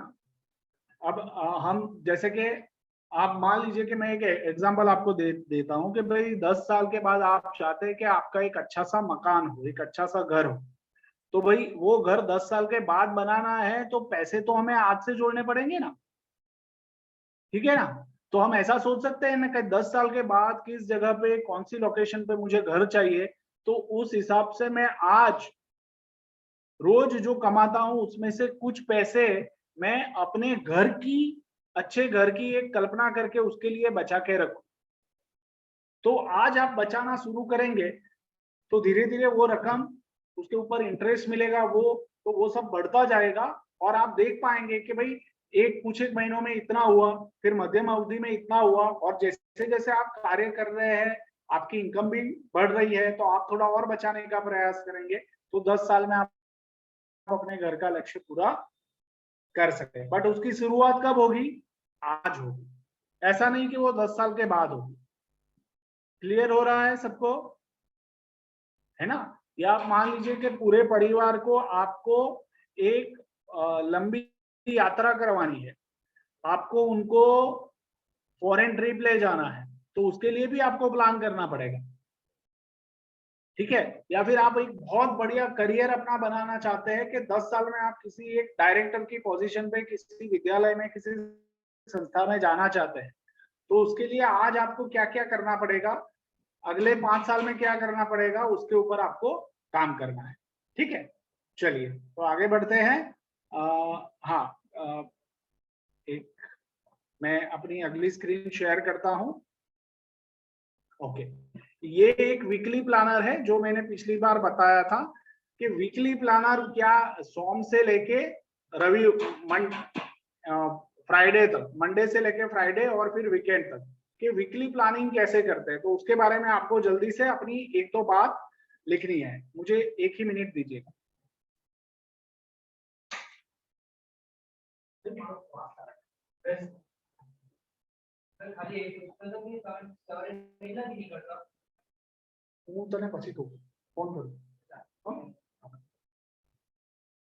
हेलो, हाँ, तो वीकली प्लानर में क्या होता है, Monday, Tuesday, Wednesday, Thursday, Friday and weekend, ठीक है?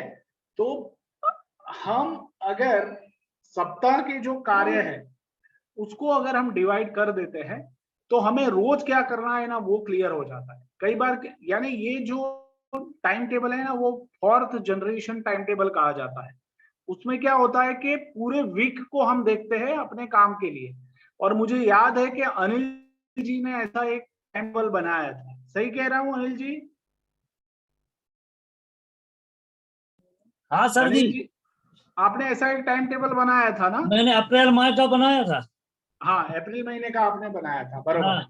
तो अब आप मान लीजिए कि आप जब वीकली कैलेंडर बनाते हैं तो होता क्या है कि आपके हर एक कार्य को उसमें जगह मिलती है। तो मान लीजिए कि कोई फ्रेंड को फोन से बात करनी है, वो बहुत समय से बात नहीं हुई है, तो उस फ्रेंड को फोन से आप बात कर सकते हैं, ठीक है? या फिर आप उसमें अपने जो भी पढ़ाई के कार्य है वो लिख सकते हैं, आप धार्मिक कार्यक्रम है उसमें भी पार्टिसिपेट कर सकते हैं। सारे पूरे वीक का जब कैलेंडर बनाते हैं तो उसमें आप जितने भी कार्य आपके हैं ना वो कर सकते हैं। सिर्फ आप चेकलिस्ट, यानी ऐसा हो सकता है कि भाई आप, हमने पिछली बार भी ऐसा किया था कि आप लोगों ने पूरे दिन का एक काम लिखा था कि भाई मैं एक दिन में कितने कितने काम करता हूँ, या मुझे पूरे एक वीक में कितने कितने काम करने की आवश्यकता होती। तो वो सारे कार्यों को एक बार लिखते हुए फिर उसको हमें प्रायोरिटी देना है कि भाई, प्रायोरिटी मतलब अग्रता देना है कि कौन सा काम कब करना है, ये काम कब करना है, करने की जरूरत है, ये मंडे को करे तो चलेगा, ये थर्सडे को करे तो चलेगा, ये फ्राइडे को करे तो चलेगा, तो आप उसका आयोजन कर सकते हैं। तो ये वीकली कैलेंडर जब आप बनाते हैं तो आपका जो काम है वो बहुत बहुत आसान हो जाता है, और जो भी सफल और सार्थक लोग होते हैं ना वो इसी मॉडल का उपयोग करते हैं। क्यों? क्योंकि उसमें उनके सामने पूरा वीक हाजिर रहता है, वो रोज का रोज नहीं देखते, वो पूरे वीक का एक संडे बैठ के पूरे वीक का आयोजन कर लेते हैं कि ये वीक में इतना इतना करना है। तो होता क्या है, उसमें बीच में कटौकटी भी आती है ना, तो वो वीक का मॉडल है, तो वो कटौकटी को भी वो निभा पाते हैं। ऐसा होता नहीं है कि यार ये काम अभी करना था, अब मुझे अब दूसरा काम आ गया है तो नहीं करने को मिलेगा, ऐसा नहीं होगा, वो प्लान कर सकते हैं। तो ये एक बहुत बढ़िया मॉडल है जिसके ऊपर हम सब काम कर सकते हैं। तो आपको क्या करना है, अच्छा सबको क्लैरिटी हुई वीकली कैलेंडर के बारे में? ये एक सप्ताह का कैलेंडर है, सब समझ पा रहे हैं जो मैं कह रहा हूं? यस और नो चैट बॉक्स में लिखे, कोई सवाल है तो जरूर पूछे।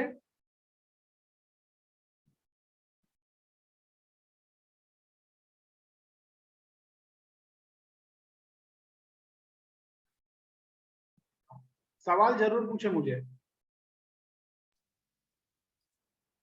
हाँ सर, उसमें हमने 3 दिन काम किया था मात्र। Okay, right. लॉकडाउन लग गया था। हाँ, लेकिन उसका हमको सुकून बहुत मिला था, क्योंकि 1 महीने तक लोग बाग फोन करके चर्चा करते रहे। बरोबर। अब फिर जाने का मौका नहीं मिला उनके पास है, और गार्जियन से मिले तो उन्हें भी अच्छा लगा कि चलो सर घर आए, बात की, बताया। अब वो क्या बताओ, फिर लॉकडाउन लग गया तो उसमें फिर हम फेल हो गए। नहीं बहुत अच्छा। देखिए आपने वो सोचा वही सही किया। अब मान लीजिए कि अभी स्कूल वापस खुलेंगे, ठीक है, तो अब आपको अभी से वापस वो अभिभावकों से बात करना शुरू करना है, उनसे मिलने जाना शुरू करना है। तो आप सप्ताह का जब कैलेंडर बनाएंगे तो आप देख पाएंगे कि भाई ये दिन को मैं ये 3-4 बच्चों के अभिभावकों से मिलूंगा, ट्यूसडे को मैं इन लोगों से मिलूंगा, बुधवार को मैं इन लोगों से मिलूंगा, और बाकी सारे काम भी आप कर पाएंगे। तो आप अगर सप्ताह का कैलेंडर बनाते हैं तो आपको बहुत फायदा होगा। और आप ऐसा कर सकते हैं कि जुलाई माह अभी से शुरू, जुलाई महीना परसों से शुरू होने वाला है, तो पूरा जुलाई का आप 4 सप्ताह का कैलेंडर बना सकते हैं। बोलिए। हाँ बोलिए।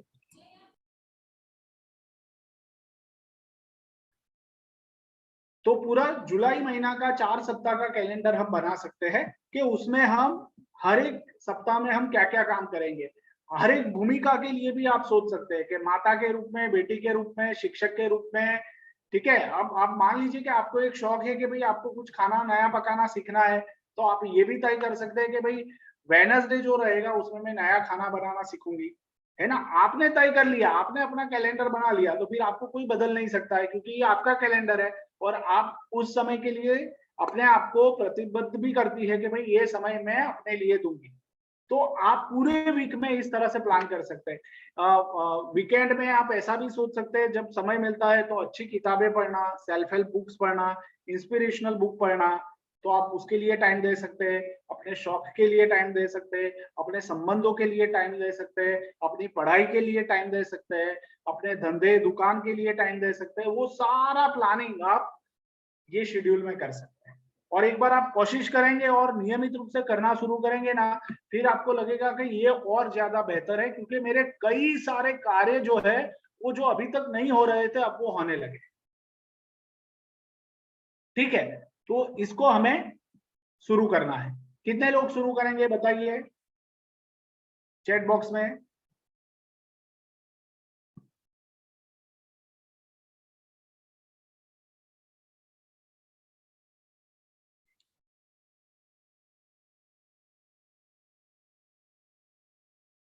चलिए बढ़िया, सभी को करना है और सभी को अपना वीकली कैलेंडर ग्रुप में शेयर करना है कि मेरा ये सप्ताह का कैलेंडर ये है।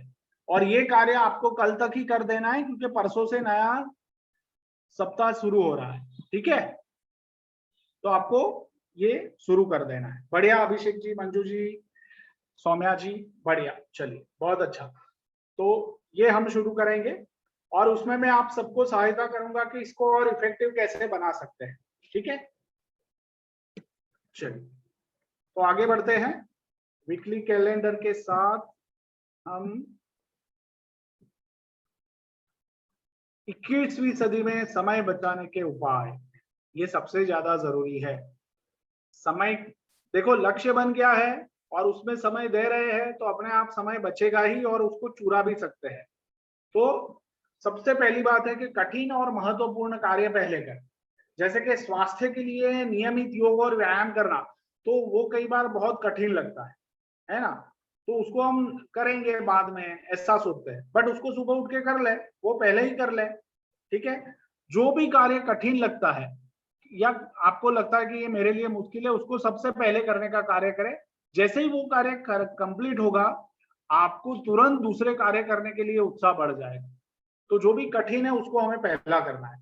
कौन से कार्य कठिन है वो हम खुद तय कर सकते हैं कि मेरे लिए क्या, मुझे किसी के साथ बात करनी पड़े अपने कार्य के लिए, ये मुझे कठिन लगता है, तो चलो मैं पहले बात ही कर लेंगी और उसके बाद ही काम करूंगी। तो ये मेरे लिए कठिन है तो पहला काम मैं ये कंप्लीट करूंगा।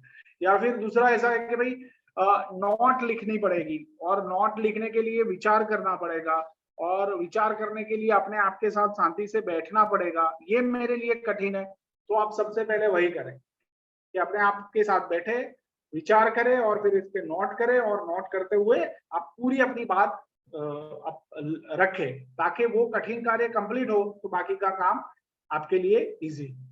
ठीक है, तो जो कठिन है वो पहले करें तो आपको बाकी सारे कार्य करने का प्रोत्साहन मिलेगा। दूसरा, सभी इलेक्ट्रॉनिक उपयोग का विवेकपूर्ण उपयोग करें। ठीक है, तो जो भी इलेक्ट्रॉनिक गैजेट हम उपयोग करते हैं, चाहे वो टीवी हो, चाहे वो मोबाइल हो, चाहे कुछ भी हो, और हमें ये हमेशा ध्यान रखना है कि मोबाइल को हम चलाते हैं। ठीक है, बट अभी हम देख पा रहे हैं कि सभी युवाओं को तो मोबाइल चला रहा है। ठीक है ना, मोबाइल हमें चलाता है, हम मोबाइल को नहीं चलाते। तो हमें ध्यान में रखना है कि मोबाइल को हमें चलाना है। जिस दिन आपको मोबाइल चलाने लगा तो समझ लीजिए कि आपके सारे लक्ष्य छूट गए, आपकी सारी खुशियां छूट गई और आप परेशान हो जाएंगे। तो ये हमें ध्यान में रखना है। ठीक है, और इसके ऊपर एक्शन लेना है। चलिए, है ना, यानी जो कार्य करने में ज्यादा समय जाता है वो कम से कम समय में कैसे करें वो हम तय करें। ठीक है, काम के घंटे कम करेंगे। आप वीकली सप्ताह का कैलेंडर बनाएंगे ना तो काम के घंटे अपने आप कम हो जाएंगे। आप रोज का रोज करेंगे ना तो काम का प्रेशर बढ़ता रहेगा। ठीक है, तो सप्ताह का कैलेंडर बनाएं तो काम के घंटे भी कम होंगे और काम के घंटे कम करते हुए आप अपने लिए समय निकालें। अपने लिए समय निकालेंगे तो सोचने के लिए टाइम मिलेगा। सुबह उठ के जब आप घूमने जाएंगे, टहलने जाएंगे, तो उसमें आप अपने जीवन के बारे में कुछ सोच पाएंगे। ठीक है, तो बहुत जरूरी है ये सब करना। फिर एक ही काम एक ही बार में करें। जैसे कि हमने देखा कि एलन मस्क जो है वो क्या करता है, वो हर एक काम के लिए टाइम का ब्लॉक बनाता है, टाइम ब्लॉकिंग करता है कि भाई अभी मुझे अपनी कंपनी के नए प्रोजेक्ट के ऊपर काम करना है, नए प्रोजेक्ट के ऊपर सोचना है, तो मैं 3 घंटे सिर्फ यही काम करूं। और उसमें कौन कौन से लोग होंगे मेरे साथ, तो उनको वो बुलाते हैं और फिर वो साथ में बैठ के अपनी प्रोजेक्ट के ऊपर बात करते हैं। तो हमें तय करना है कि टाइम ब्लॉकिंग, पढ़ाई भी हम ऐसे ही करते थे, 2 घंटे पढ़ना है। तनुज जी को हमें एमपी जो भी एग्जाम हमें पास करनी है तो 2 घंटे अभी पढ़ना है, तो सिर्फ 2 घंटे पढ़ना ही है और कुछ नहीं करना। ठीक है, फिर आधा घंटा मुझे अपने फ्रेंड के साथ या 1 घंटा मुझे बाहर जाके अपने बाहर का काम बताना है, तो ये 1 घंटे में बाहर का सारा काम निपटा के आ जाऊंगा। फिर 2 घंटे वापस मुझे पढ़ाई करनी है तो मैं वो करूंगा, कुछ लिखना है तो वो लिखूंगा। ठीक है, बच्चों को पढ़ाई करने के लिए, पढ़ाई करवाने के लिए तैयारी करनी है तो वो करूंगा। तो टाइम ब्लॉक कर ले कि ये टाइम पे ये टाइम पे ये टाइम पे ये। बट सप्ताह का मॉडल उपयोग करें, मॉडल सप्ताह का हो और उसमें टाइम ब्लॉकिंग हो, तो आपके लिए ये ज्यादा हेल्पफुल रहे। लोगों के साथ रचनात्मक समय बिताएं, मतलब कि जो आपको खुशी देता हो, जो आपकी क्रिएटिविटी को बाहर लाता हो, उस तरह के लोगों के साथ जुड़े। ठीक है, जो आपके हुनर को मजबूत करता हो, जो आपके शौक को मजबूत करता हो, उस तरह के कार्य में आप जुड़े। मान लीजिए कि आपको गाना गाना पसंद है और उससे आपको बहुत खुशी मिलती है, तो आप उस तरह की टोली से जुड़े कि जहां आपको गाना गाने का मौका मिले, अच्छी मधुर संगीत सुनने का मौका मिले। ठीक है, आपको कुछ साथ में मिलकर कुछ काम करना है, पौधे लगाने का काम करना है, एक सहेलियों का ग्रुप बनाया है जो अच्छे से मिलके काम करते हैं गाँव में, तो अच्छे से मिलके सहेलियों का ग्रुप पूरा मिलके आप काम कीजिए। तो वो भी आपका रचनात्मक समय जाएगा। आप पौधे लगाने चाहिए, आप स्वच्छता के लिए काम करें, जो भी करना चाहते, जो ऐसा रचनात्मक कार्य मतलब ऐसा कार्य कि जिससे हमारा उत्साह बढ़ता है, हमारे जीवन की खुशी बढ़ती है और हमें प्रेरणा मिलती है, उस तरह के कार्य को हम रचनात्मक कार्य कहते हैं। तो आपको खुद ढूंढना है कि आपके लिए क्या रचनात्मक हो सकता है। सबके लिए रचनात्मक अलग अलग हो सकता है, ठीक है ना। चिड़ियों को दाना देना वो भी एक अच्छा कार्य है, और बाकी सारे कार्य भी बहुत सारे होते हैं। पेंटिंग करना है या मेहंदी लगाना है या किसी को योगा से बच्चों को योगा सिखाना है, जो भी कार्य आप करना चाहें, ठीक है। तो उसके लिए आप समय प्रबंधन आप आयोजन करें।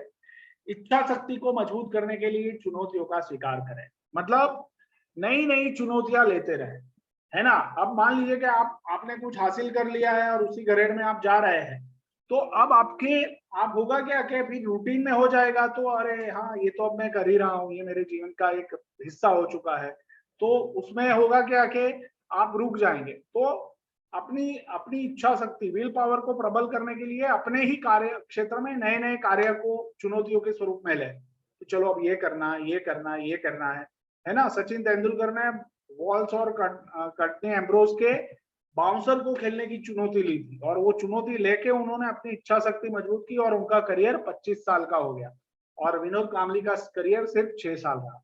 तो ये बात होती है अपनी नई नई चैलेंजेस को लेने में, ठीक है।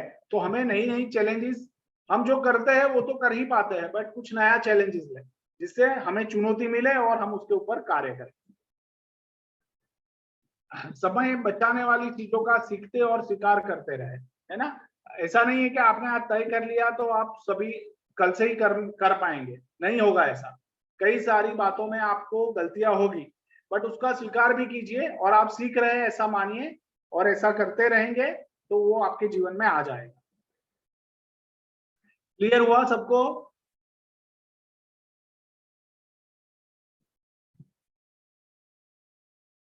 मित्रों, यस और नो? मैं ये शेयरिंग आप लोगों के साथ करने ही वाला हूं, आपको लिखने की जरूरत नहीं है।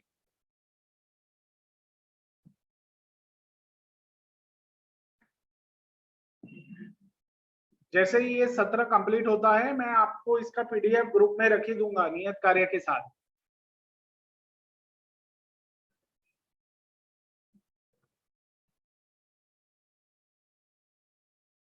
आपको इसको समझना है, ठीक है।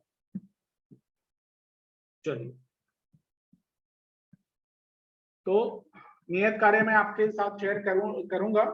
नियत कार्य में क्या है कि आप सभी को पूरे वीक के लिए, है ना, आप जो भी कार्य करते हैं तो वो पूरे वीक का कार्य आपको लिख देना है।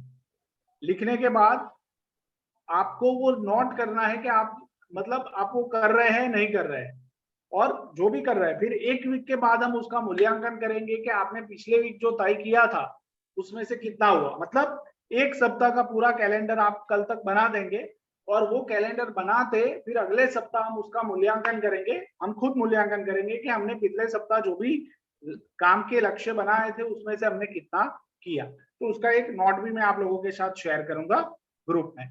चलिए, तो हम अपने आज के सत्र के समापन की ओर है। सबको कैसा लगा ये सत्र और क्या समझ में आया नहीं आया, कोई सवाल है तो आप लोग अभी पूछ सकते हैं, चैट बॉक्स में पूछिए। रुचि जी की नींद आज कंप्लीट नहीं हुई है, नहीं रुचि जी?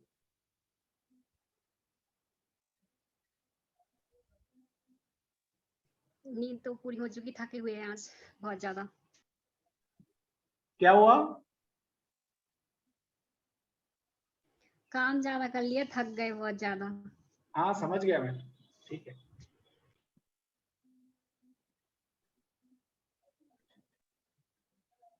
मैं सत्र का पीपीटी ग्रुप में शेयर करूंगा, आप सबको वो देखना है और उसके ऊपर काम करना है। पूरे सप्ताह का कैलेंडर हमें अपनी सारी भूमिकाओं को देखते हुए पूरे सप्ताह का कैलेंडर कल शाम तक बनाना है और ग्रुप में शेयर करना है, ताकि हम अगले वीक उसके हिसाब से पूरा काम कर सके। और हम चेक करेंगे, देखो उसमें गलतियां हो सकती है, हमें एकदम स्टिफ नहीं होना है, मतलब कड़क होके नहीं चलना है, पर हाँ हमें सप्ताह का कैलेंडर जरूर बनाना है ताकि हम अपने सारे कार्यों को अच्छे से कर सके, सारी भूमिकाओं को अच्छे से निभा सके और अपने लक्ष्य के साथ हम जुड़ सके। चलिए, बहुत अच्छा, बढ़िया। तो मैं नियत कार्य का भी ग्रुप में शेयर करूंगा। नीरज जी,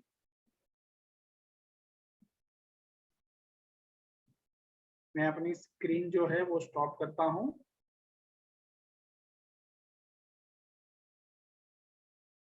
नीरज जी, आप मुझे सुन पा रहे हैं?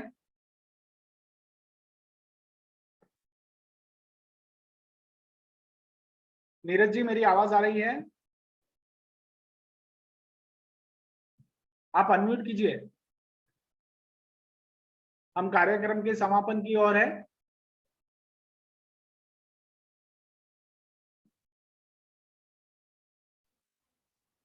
जी सर। हाँ, नमस्ते जी, बहुत बहुत धन्यवाद वैभव सर और हमारे सभी प्रशिक्षणार्थियों के लिए।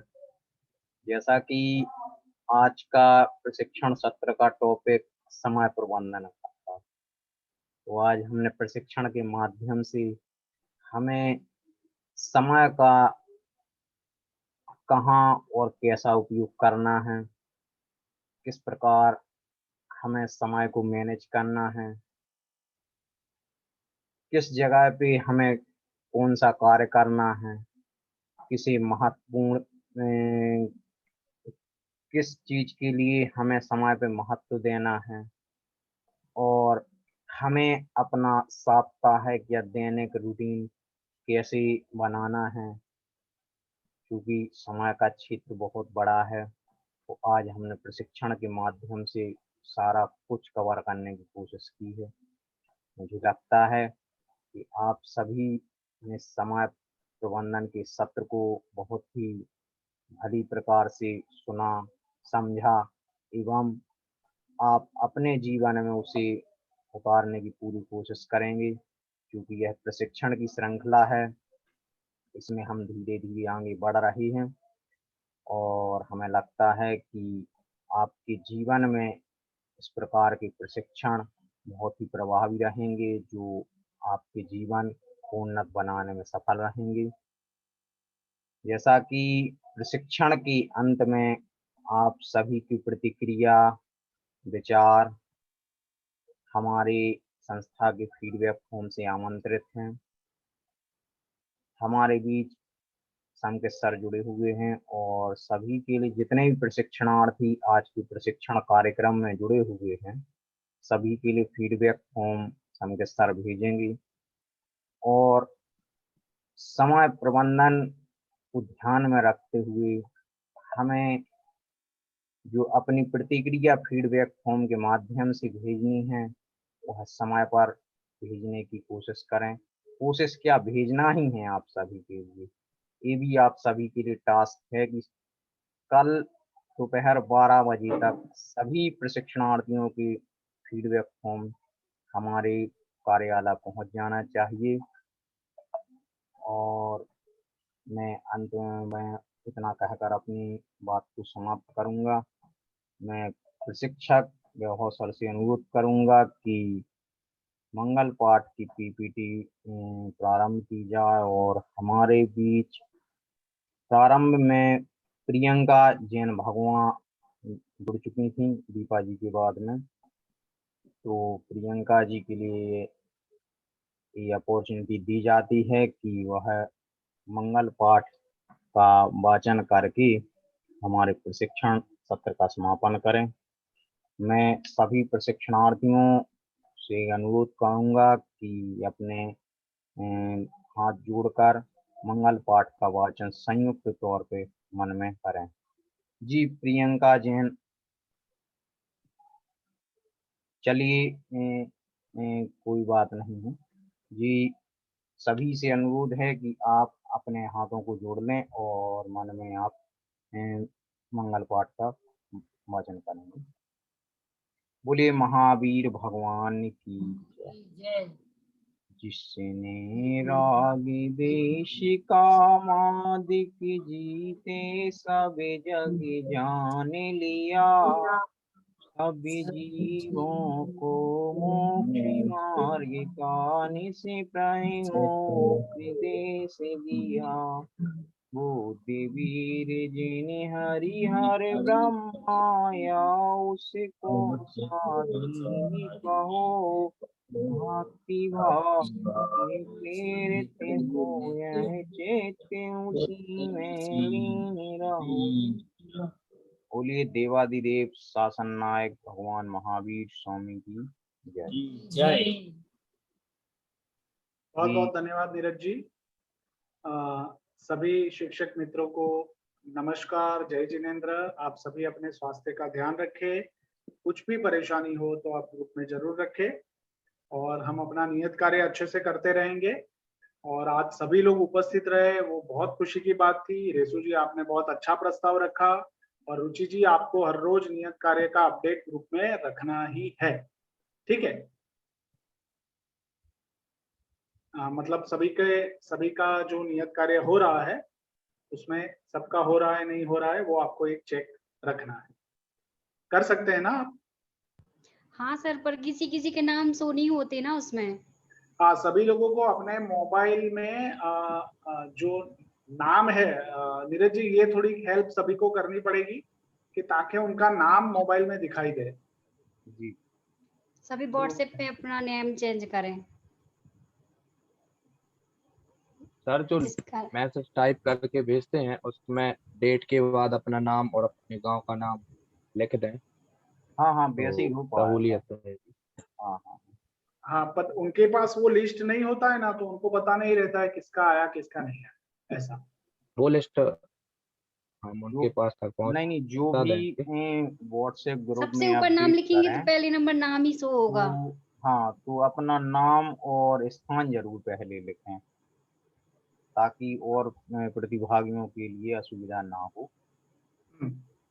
चलिए, सभी परिवारजनों को हमारा नमस्कार कहना आप सब, और बहुत अच्छा लगा आज के सत्र में जुड़ते हुए। अगला सत्र प्रस्तुतिकरण का है और ये आप हमेशा ध्यान रखेंगे कि अगला सप्ताह जो है ना, वो ये सप्ताह आप कैसे जी रहे हैं अपने टाइम टेबल के हिसाब से, उसी के आधार पे पूरे आत्मविश्वास के साथ आप प्रस्तुतिकरण कर पाएंगे। तो आपको ऐसे जीना है कि ये मौका आपको हमें फिर कभी मिलने वाला नहीं है, उस तरह से अपने शेड्यूल के साथ आपको जीना है और एक मिसाल बन के सबके साथ सामने खड़ा रहना है ना। हमें हमेशा ये सोचना है कि हम लोगों के लिए प्रेरणा का माध्यम कैसे बने, और जैसे ही हम प्रेरणा का माध्यम बनना शुरू हो जाएंगे हम अपने जीवन में बहुत अच्छा काम कर पाएंगे।